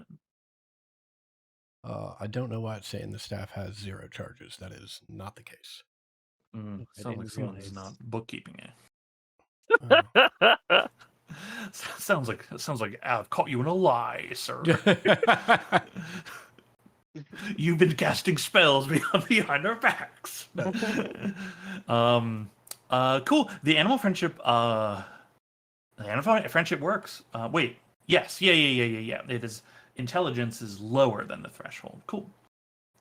As high the spell fails, it's not. Otherwise, it has to. Okay. It has to still roll the save against it. Yeah, I think the issue is the creature actually a beast or is it a monstrosity? Oh, good point. An owlbear is a monstrosity. Yeah. Yeah. So these will fail. The animal friendship won't work. The speak with animals won't work. But you know what does work if you want to give it a shot. Which is funny because it does work in Baldur's Gate 3. Right. Hey, Baldur's Gate does a lot of things, though. Yeah, they do a lot of things different. I just find it funny. It's one of those things of like, it's an owl and a bear. Why is it? Like, why would it not work? What foul magic has by goddamn wizards did it.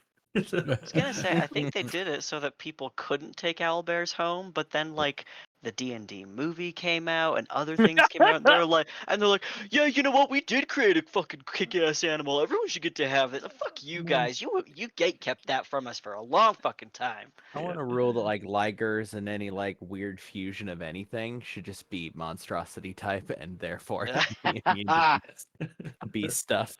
Hey, I in mean, the next edition, maybe they'll let you talk to owlbears. yeah.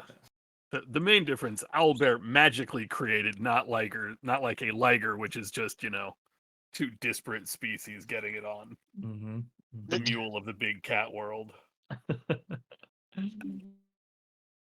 Same. If you want the real answer, okay, well, you so can't do those it two. because a I wizard. mean, I'd say I want to Blame the write that wizard. down. yeah. Down there- the wizards. Put that in a journal somewhere so I don't remember the context. Okay. So the spells won't allow you to connect with the creature, but animal handling will. If you want to try to like, do something with this animal as it's been healed and is like trying to get out from under what's weighing it down. I'll give that a shot. You pull, I'll lift. Excellent plan. I stepped away briefly. I was gonna say bardic inspiration. I was running back to try to like get to the key. Bardic inspiration. Is He's it just screaming across the house, Spartacus! Yeah. I literally started like speed walking. I had like I Amazing. got in traffic behind a slow cat. It was frantic. Is that a D8 or a D10 these days? 10. Damn. Very good. That's 29. Holy. Okay. Through your combined efforts, you're able to shift the weight of the large adult owlbear's body enough that the smaller cub can make its way out. This cub itself is, it's relatively large as it's an owlbear. So think of it like it's about the size of like a big dog, right? Like kind of a big dog. As you pull it out, like at first it begins kind of like snapping a bit. It doesn't understand your initial intention, but as you're able to like kind of pull it out and you're speaking, some words of, is it Sylvan or Druidic that you know? Which of these languages? You're speaking nature's tongue, and it's kind of soothing the animal a bit, and it begins to calm and let itself be moved and pulled out. And you have saved this lonely cub, this lonely owlbear cub. And it looks up at you with these big owl eyes, kind of looks around, and its little beak kind of clicks a few times. It makes a little mewing kind of noise. You can sense that it's unsure of like what to do here. And what do you do with it?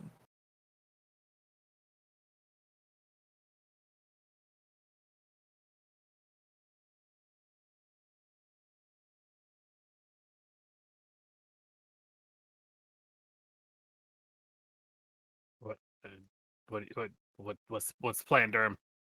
What's the plan, Durham? The plan has been executed. We have saved this owlbear. It is now free to go about its life as it wishes.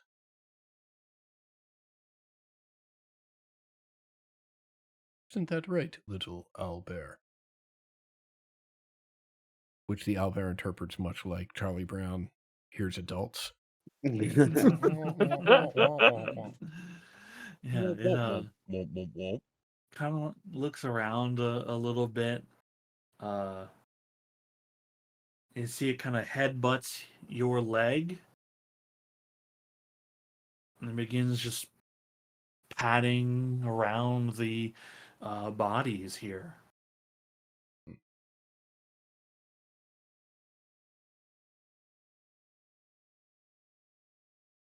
Well, You feel the sun break through some of the tree boughs, and feels warm against your face, Durham.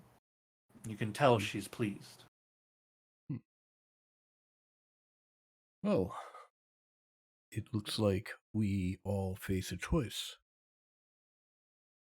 Is anyone interested in a pet owlbear?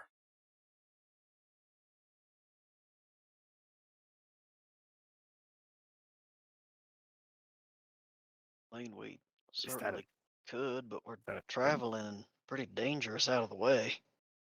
Oh, I agree. I just wanted to ask before I made any assumptions. I don't think I should be left in charge of that. No, I don't think that's a good idea. Do you have bad pet experience? I once burned down my house, so imagine. I guess I that mean, counts. yeah.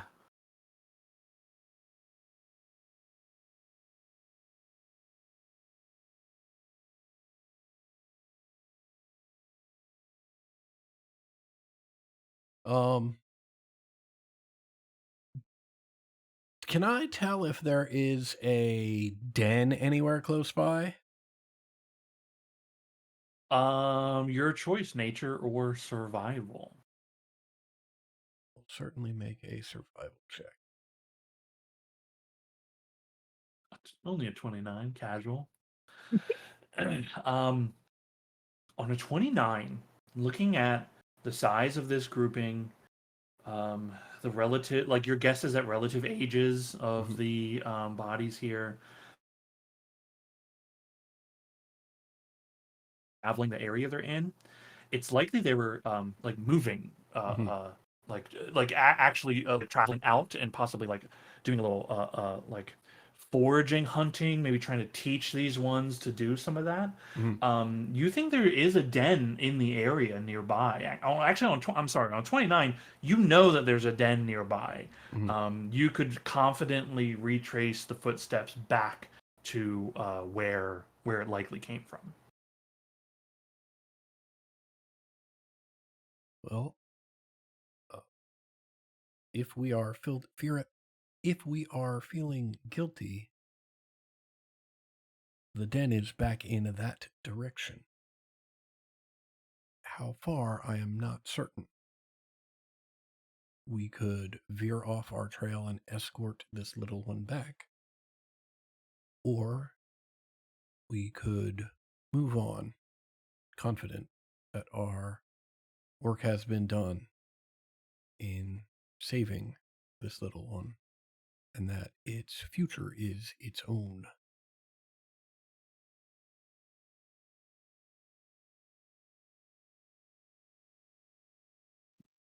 But we did all this. We might as well. Perhaps maybe we start heading in that direction, and maybe it can pick up its own scent home. Yeah, it sort of feels like maybe we worry about the whole end of the world. Point up to the sky. Shenanigans going on, and an owlbear cub. They're a wild creature. They'll survive out in the wilderness, right? We can't. It doesn't need us.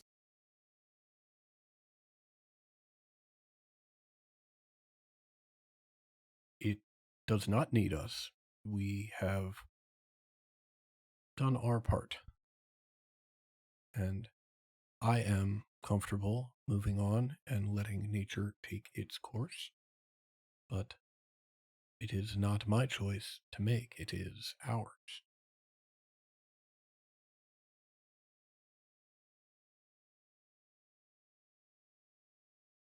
Whispers, Zal, do you have a feeling one way or the other?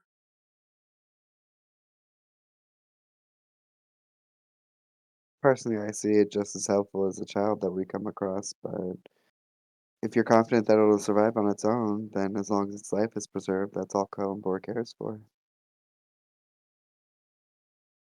I mean, obviously, I want to help the thing, but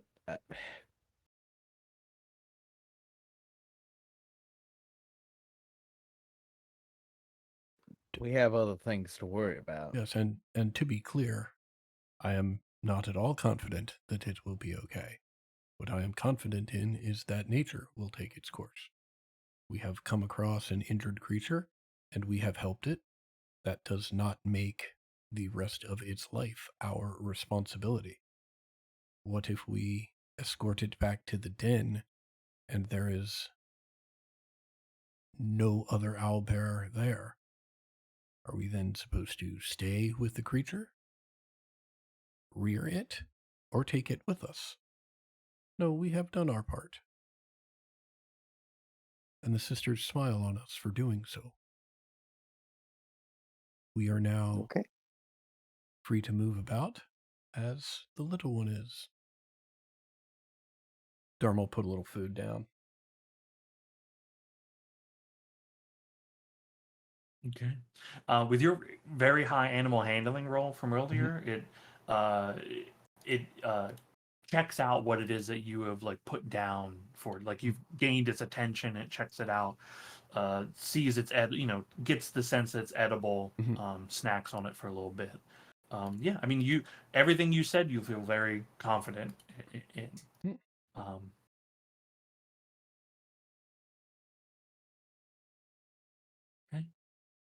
Okay. You gather yourselves back up and begin heading back through the forest, leaving the young owlbear to nature's fate, having done exactly as described, rescuing and helping an injured animal. It's the birth of the next big bad right there. They saved me, but not my parents, though I know they had the power. To be fair, that's like 2 steps away from what happened to Rue, so Cool. Another day passes by. A long rest is had by all. And the effects from the previous Atropos Madness still with us, or Also fade, yeah. Unless Okay, it says specifically it's gonna do a thing later or last longer. Yeah, all those effects fade. gotcha. Yeah, they're not. These are not meant to be permanent, detrimental things to your character. Just the effect, a malevolent effect on you, on the world as it is. Okay, Dawson, are you there?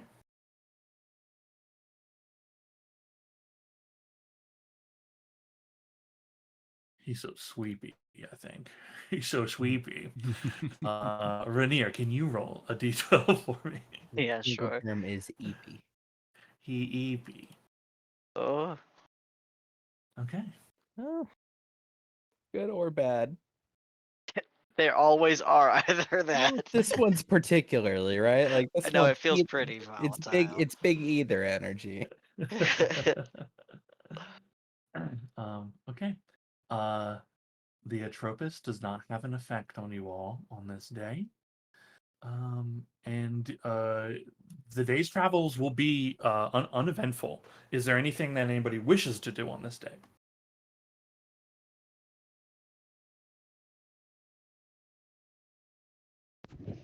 Okay. I will describe our journey a little bit here. Um, towards the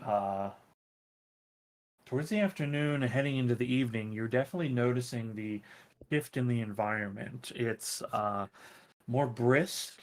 You're beginning to see um, signs of, like in the morning, there were signs of frost that quickly gave way under the day's light.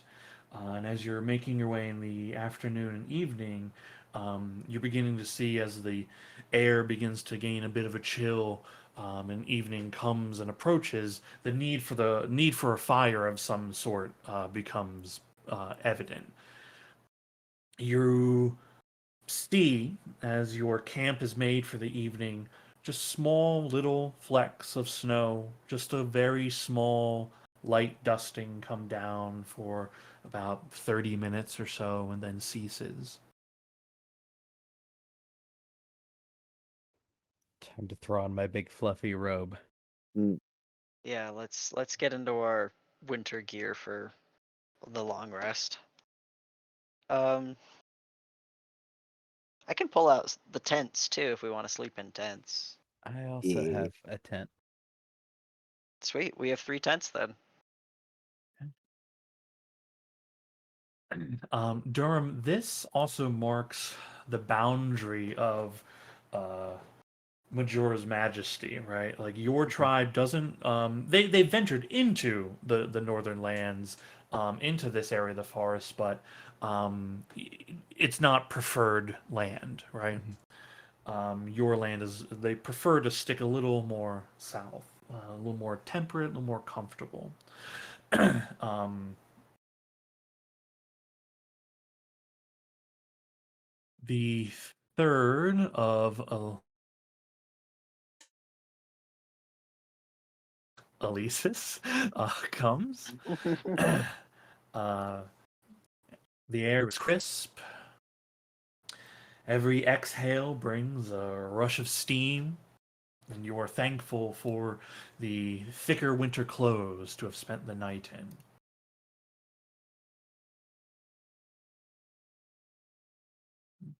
Okay. That is Whispers. Can I get a D12 from you, please?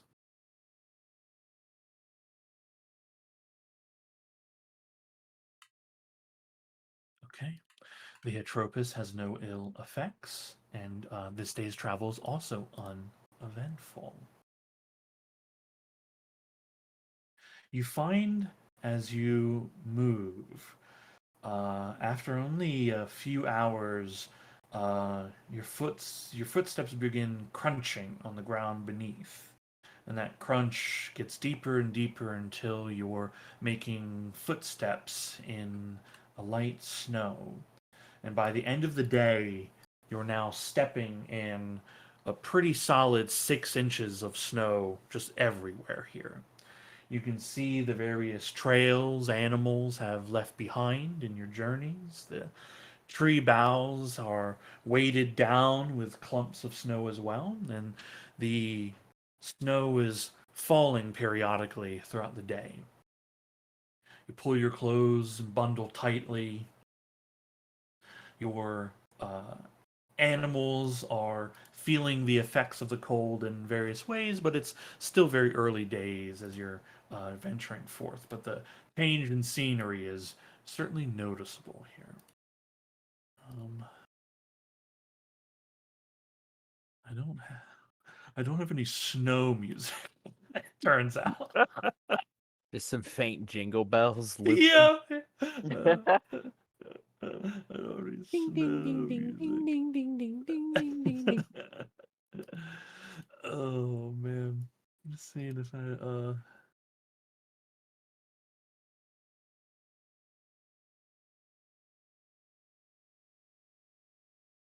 no, nothing like that. Okay, cool. Just thinking, I was like, do I have like wind? Is there wind somewhere? Can I put that in there? Okay, cool. Uh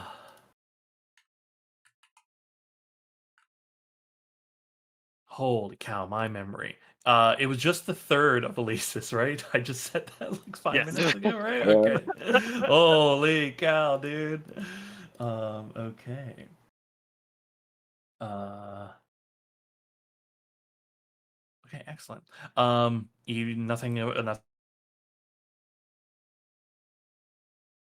your day of travel. The purpose doesn't affect you. You have your long rest. Okay, and that brings us to the fourth of Alesis. Zal, if you could give me a D12 roll, please.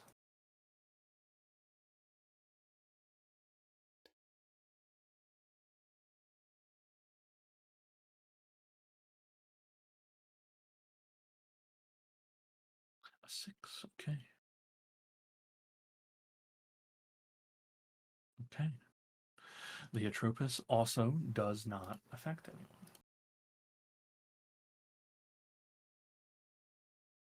Okay. Although there's no combat on this day, you all are fully in the frozen north, and are starting to become subjected to the environmental effects. I should also ask, because I've just been kind of moving you all diagonally upward, in what direction are you trying to go? Are you trying to hug the mountains a bit? Are you heading beeline for the Frostmare, or are you heading towards Skioro, the only village up here? I think it would be a good idea if we hit the city so that, well, they should also know about the incoming armies, I think. I think it'd be a good idea if we went there. Yeah, I concur. Okay. Also, give us a time to resupply if we need to. Okay. You begin heading more in that direction for it. Okay, cool. Can I have everybody make Constitution saving throws? Um, Currently the DC is only 14. And I'll give you advantage with your cold weather clothing.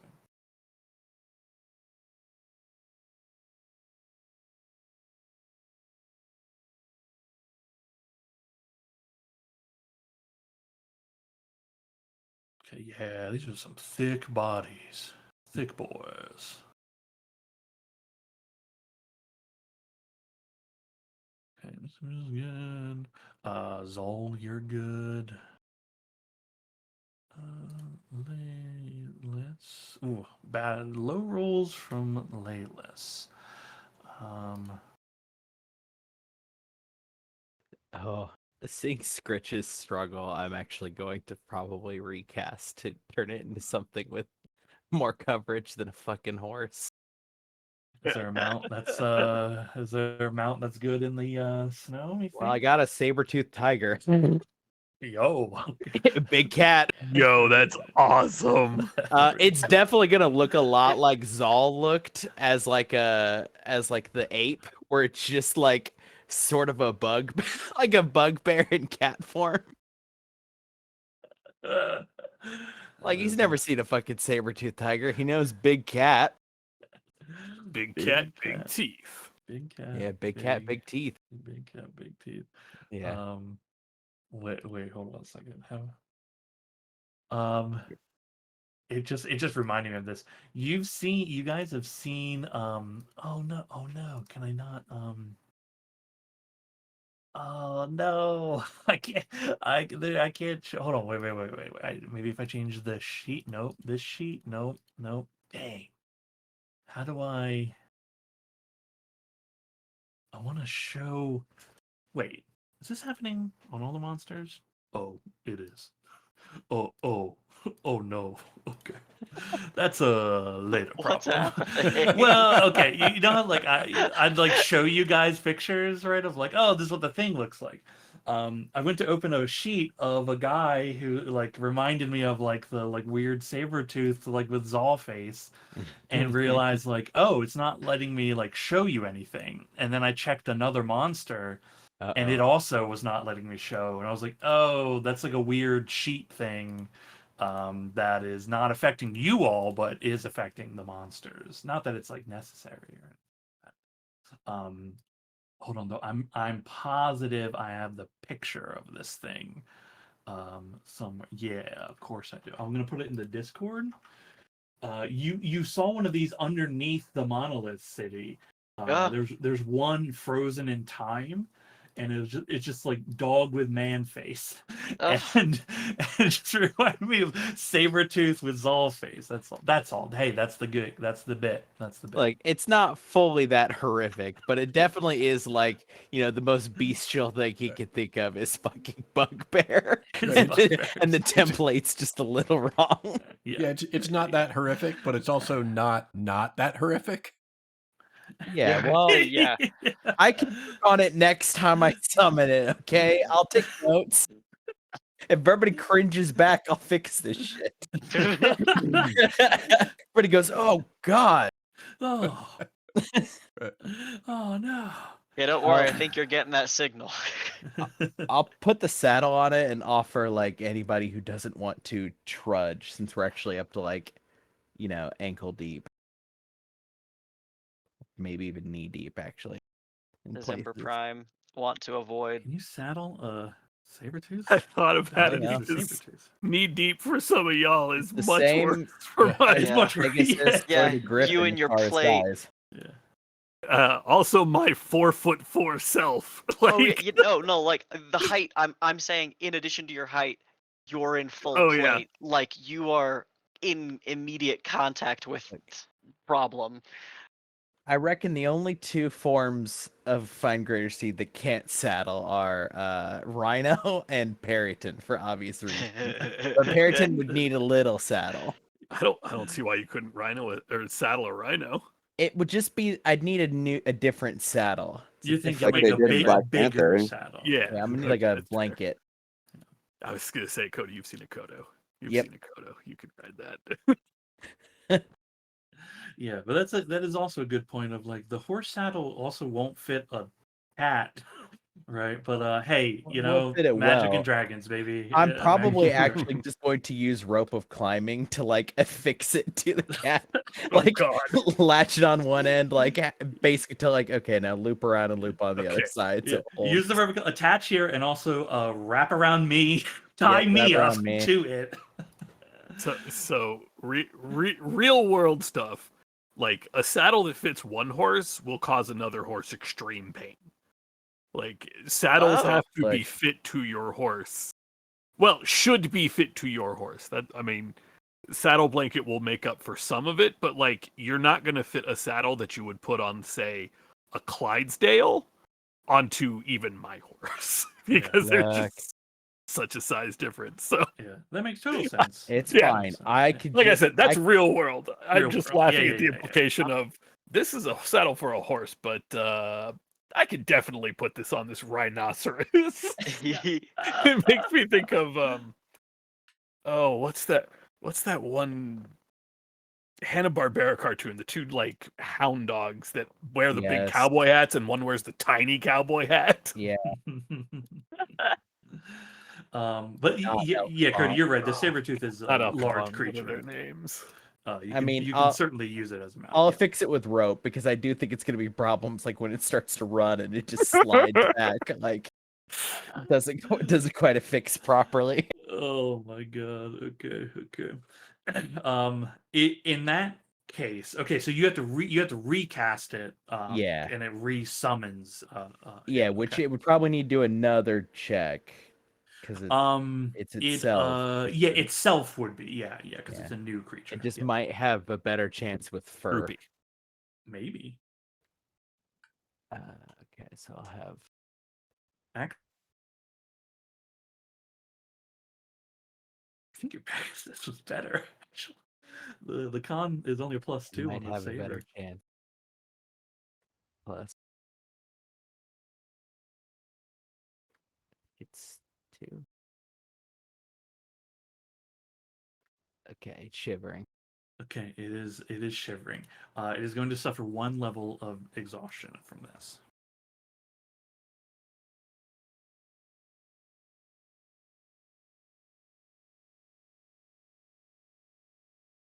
Okay.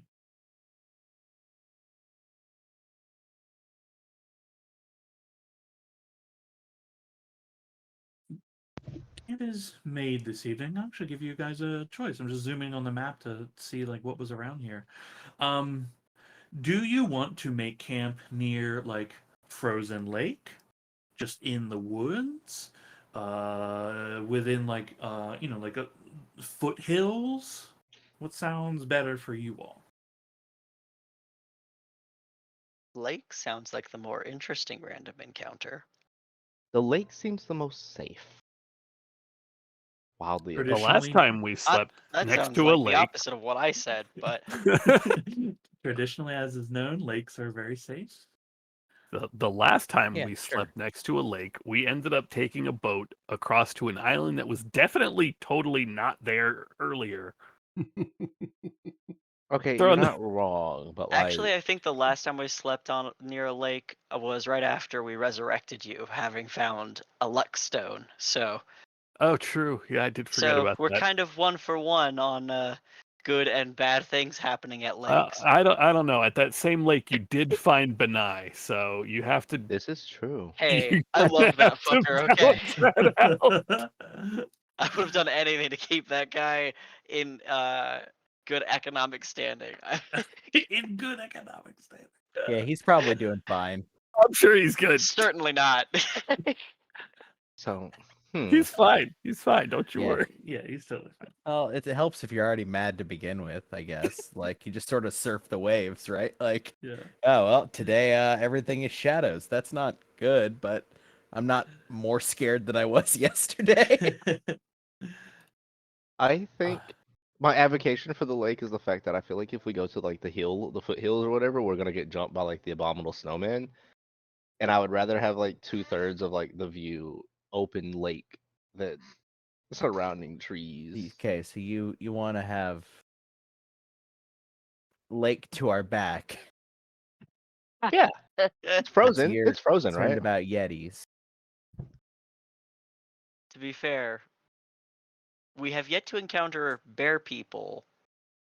That's This- still yeah. could Oh, it could happen. finally be our time. Oh It could god, finally be bear people time. bear claw. They are elusive. I the would bear love to see folk. something larger and like furrier than a bugbear. That'd be a revelation. Me too. Me too. Okay, I'm gonna shift you closer to the lake. There's like a little Yeah. lake here. Okay, cool. Oh, You make camp for the evening. Frozen Lake. Lake Sahagwans. Yeah.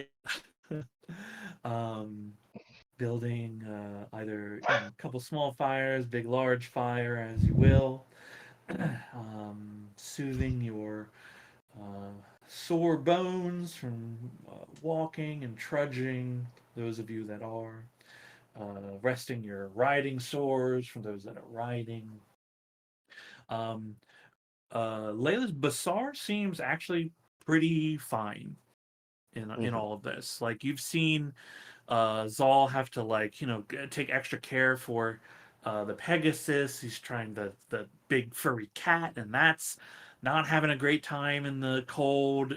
You're watching yourselves and your companions also having they're doing okay, but again, the effects of the cold are getting to them. hmm But Basar, he seems unaffected I was by gonna say, most can I of please make the advocation that he is currently the cold version of Basar, which I did not notice until I looked at my sheet again. I was like, if he's affected by this and he's built out of cold at this moment, we should be a little bit more worried.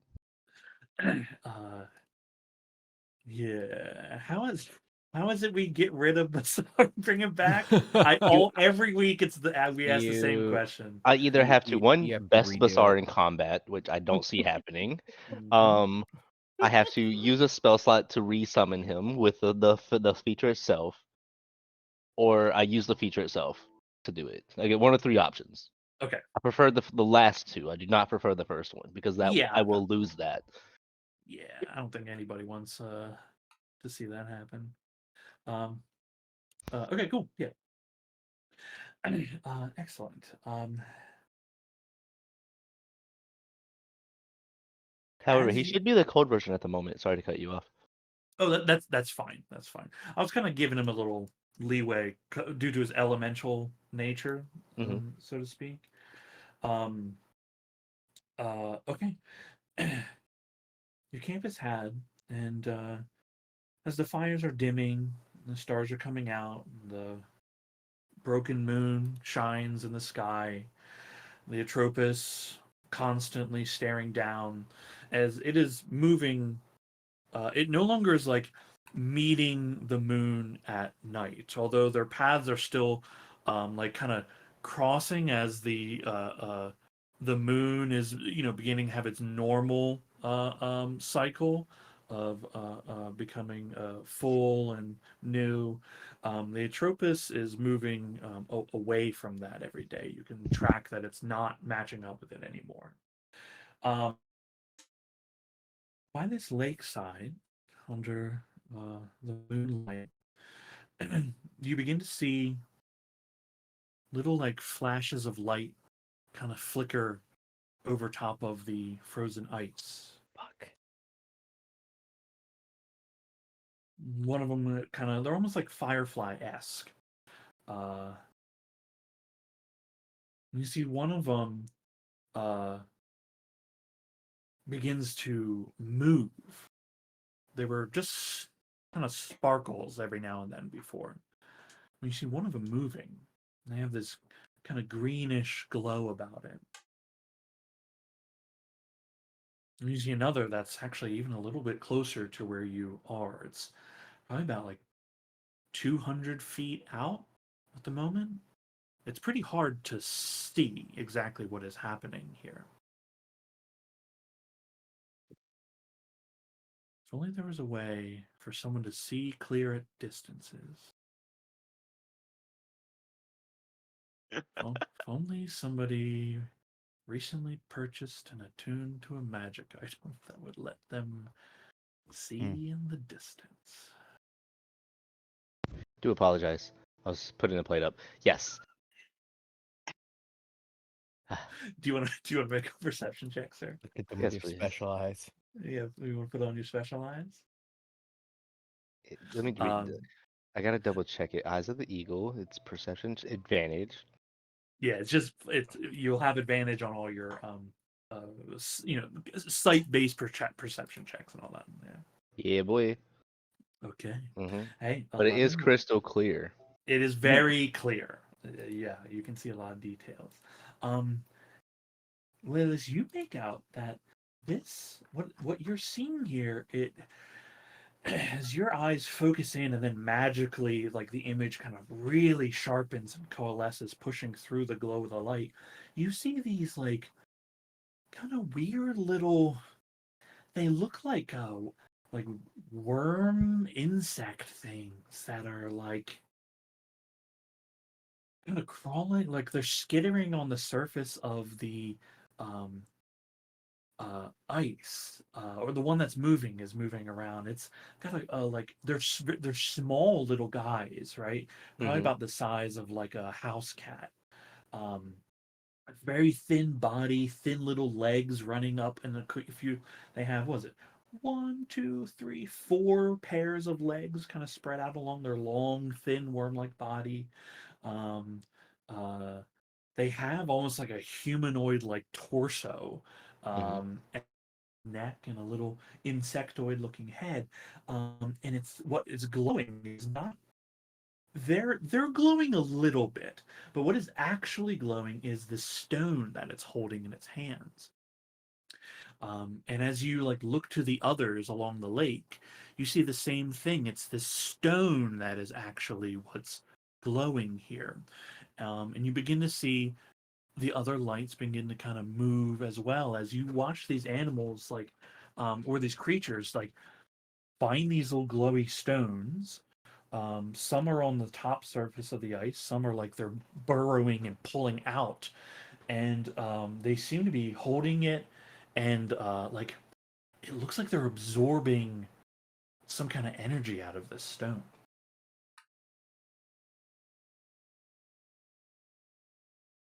He's gonna be sort of baffled look, and then start like slowly describing that to the group. And then, is it possible? I don't foresee it being a thing because this man didn't even do research on the deity he agreed to say yes to. Can I roll a nature check to see if he recognizes these things? Yeah, yeah, actually. Um, it's not actually going to be nature. This is going to be an ancient arcana check. Oh, they're different.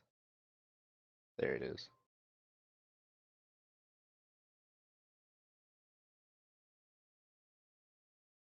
Okay. Um, yeah, you these are dritches, and dritches have like a they have a carapace, so they are like insectoid like in nature, Hmm. and they have this very faint glow about them. Um, Dritches um, are they're a very unique kind of creature that they have. They're like they have one food source, right? They're like what's it, koalas? Is that what I'm thinking of?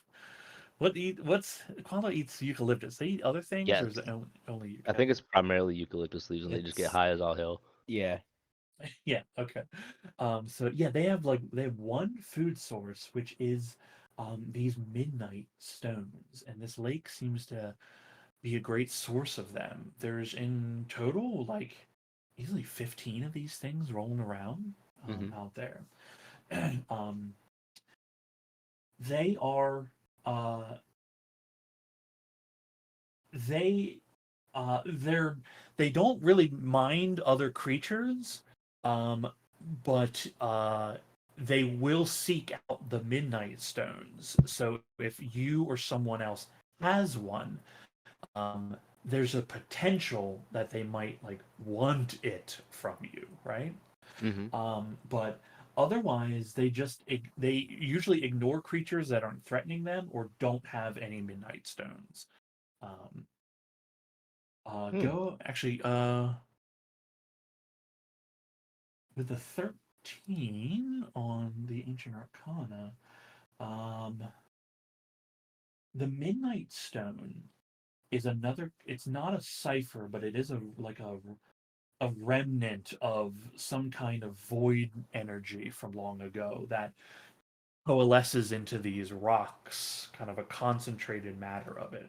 Um, these animals subsist on it, but the void stones actually can be used by people um, for positive effects. Though because their essence is void energy, it Hmm. is a little not every effect is beneficial. That it, like it's a little chaotic, but like it's possible to use these to heal yourself. Um, it's as well as like it's possible that these things can even like recharge ciphers and relics and Oh. like what things that have been burnt out. It's possible for them to re-give life to. Hmm.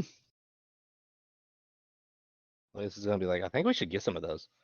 And he'll describe the rock or the stones more so, and then like we could use those as like bribery tools, right?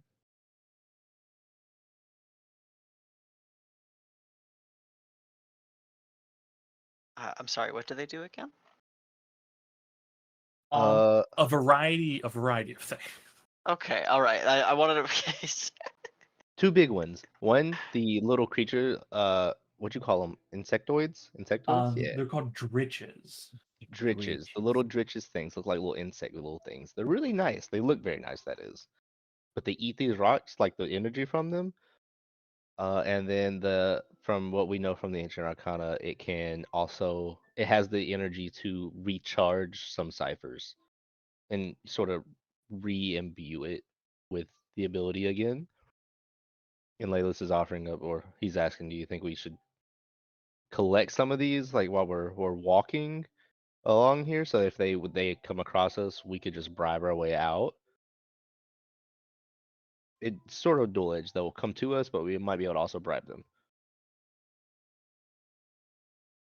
I think it might be a good idea for us to have it, whether or not we use it for purchasing safe passage or make use of it ourselves. I think we could use with something that can recharge uh, ciphers, many Mm. of which we have had that have been very useful to us. Yeah.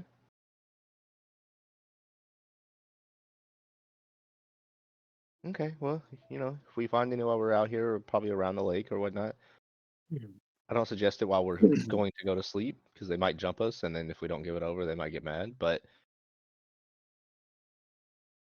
maybe when we start walking in the morning.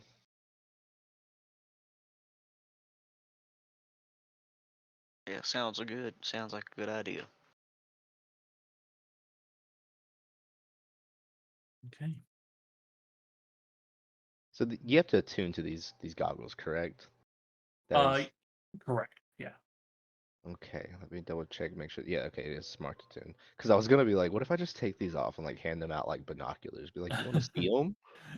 Yeah, I mean, you with preparation, you obviously could do that.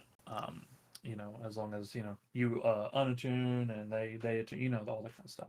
Yeah. I mean, actually, you just give it to someone and they attune to it. That'll break your attunement in the process. So yeah, theoretically that all does work, but it's not just as simple as someone else puts them on. Yeah. Yeah. Cool. Your evening is spent.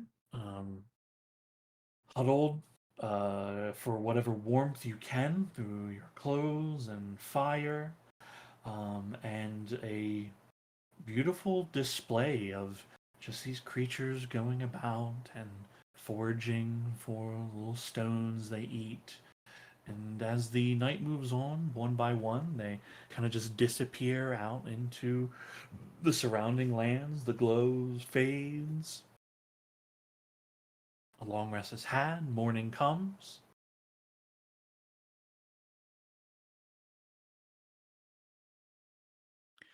It is the 5th of Elisis. Okay, today I'm trying the Griffin. Trying the Griffin to okay. That might be, maybe it's hardier. Who knows? It's slightly hardier. It's not. It's got maybe the plumage will help. Okay. We'll have to do a couple checks here. I'll need Zol, if you could. Did you roll a d12 most I did. I recently? rolled a 6. You did? Okay, yeah, I thought so. Mhm. We'll start right back at the beginning with Ember Prime. If I can get a d12 for you. 1d12. Go. Oh, that's scary. I rolled mine at the same time as yours, so both of ours rolled past each other. It was very cool. Different numbers, though. Different numbers. Okay, so no Atropos effects today. Um, um, okay, but we are in the cold, so I will need Constitution saving throws. Can I pass this one? Still an advantage for. Oh, damn it. For the cold weather clothing, I think it probably should be like a minor bonus, but like, man, I don't know. It's just I easier, looked it up. right? It's just easier. Cold weather clothing does actually grant you advantage on the saves against the weather. Hey, there So- we go, right? Yep. What do you think? Damn, me and fucking Laylis are living it today. Yeah. Just thriving. I mean, I'm there with you. Oh no, you guys rolled natural 20s. Never mind. Yeah, we Never are mind. thriving. We're just. I guess it's probably because we're riding mounts, and that helps. The mounts, yeah. You got your fur to help, your furry Yeah. companion. I think Laylis is the Basar's like one head that has some fire in it. It's kind of maybe keeping him a little warm, all that stuff. It's Actually, very good. I'm gonna double check this real quick because this is a wild thing if that is the case, which I've been overlooking. A straight companion. If it is, where are you at? No, not you. Elements are not quite the same as like. Yeah, environmental effect. Like he's not taking cold damage, right? Well, Uh, this is the reason they actually gave Goliath's cold resistance. If you have resistance, it does allow you to ignore that. It's in the DMG under environmental, I think. Cool. Like if you have cold resistance, you're acclimated to the cold, and cold environment up to like -30 or something doesn't bother you, and it's the same for heat resistance in sweltering environments like a desert. yeah, Oh, yeah. Mhm. So if you have resistance to cold, you don't have to roll. I wouldn't say that. Okay, I was gonna say that seems crazy. Yeah, I would not say that for sure. Have you discovered if your dragon is immune to cold or not, Mr. Laylis? yes. Sorry. D12. No, you were trying. It sounded like you were trying to figure out if your dragon was immune to cold or not. I was just confused by the damage immunity part because It of it. would be immune to cold damage. Per the way it is, it's straight up damage immunity determined by Drake's Draconic Essence trait. So theoretically, if you did cold, you would be immune to cold damage. The Drake would be, I should say. Yes. And then I believe at my next level is where Layla's gains resistance through him. Yeah. Yeah. Draconic Essence. Chosen type determines Drake's damage immunity and the damage of its infused strikes. Great. Drake Warden. Yeah. Yes. Though I will preface it with saying so, like cold damage, right? Mhm. For sure.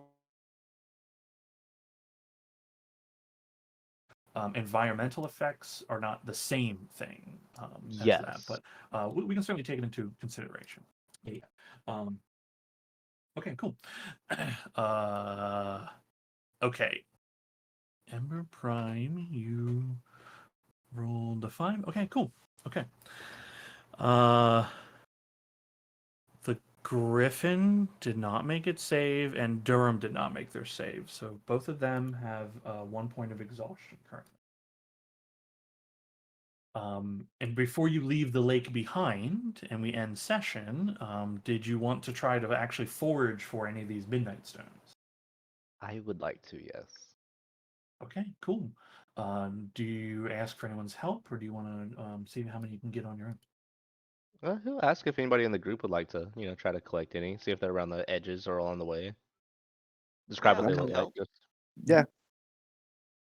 Okay, Yeah. you have help. This will be your role for the group. okay. What would this role be? Oh, I'm sorry. This will be a survival check, Ooh. and you'll have advantage. Yeah, boy. Would y'all believe me if I said this is not something he's skilled at? Thank you. You say that, but they got the 19, right? I Okay. didn't think this through when I built him, and I did not build him to be good at survival. When I said he's gonna go live in the forest, so he's just been getting by. He was Just living been- in a civilization. He was living in a city in the woods. Yeah. You were, you were in the suburbs of your Yeah, city. yeah. Okay. So all this time, Laylis was doing all this crazy ranger shit, essentially like in his parents' suburban backyard. Yes, yes. Amazing. Like he's been in like the family tree. Like he's just been like climbing like 1, 2, 3 branches or whatever, and then like doing Okay. acrobat stunts to get down. He's been he's been hunting in the wilderness, but it's the park. He's in the park. Mhm. Okay, cool. Hey, roll a D4 for me. Why is it? Okay. Oh, it rolls it with all question marks and it throws me off. Oh, I don't know. He might have him set to blind roll to GM, like right Oh. above where it says language common. It's set to public for me, but I other than that, it's just this. It's whenever I use the little thingy on the side, it just threw me off. Don't know. Cool. You find 3 midnight stones. Yeah. These midnight stones, they look like actually. Hold on, I can do it quick.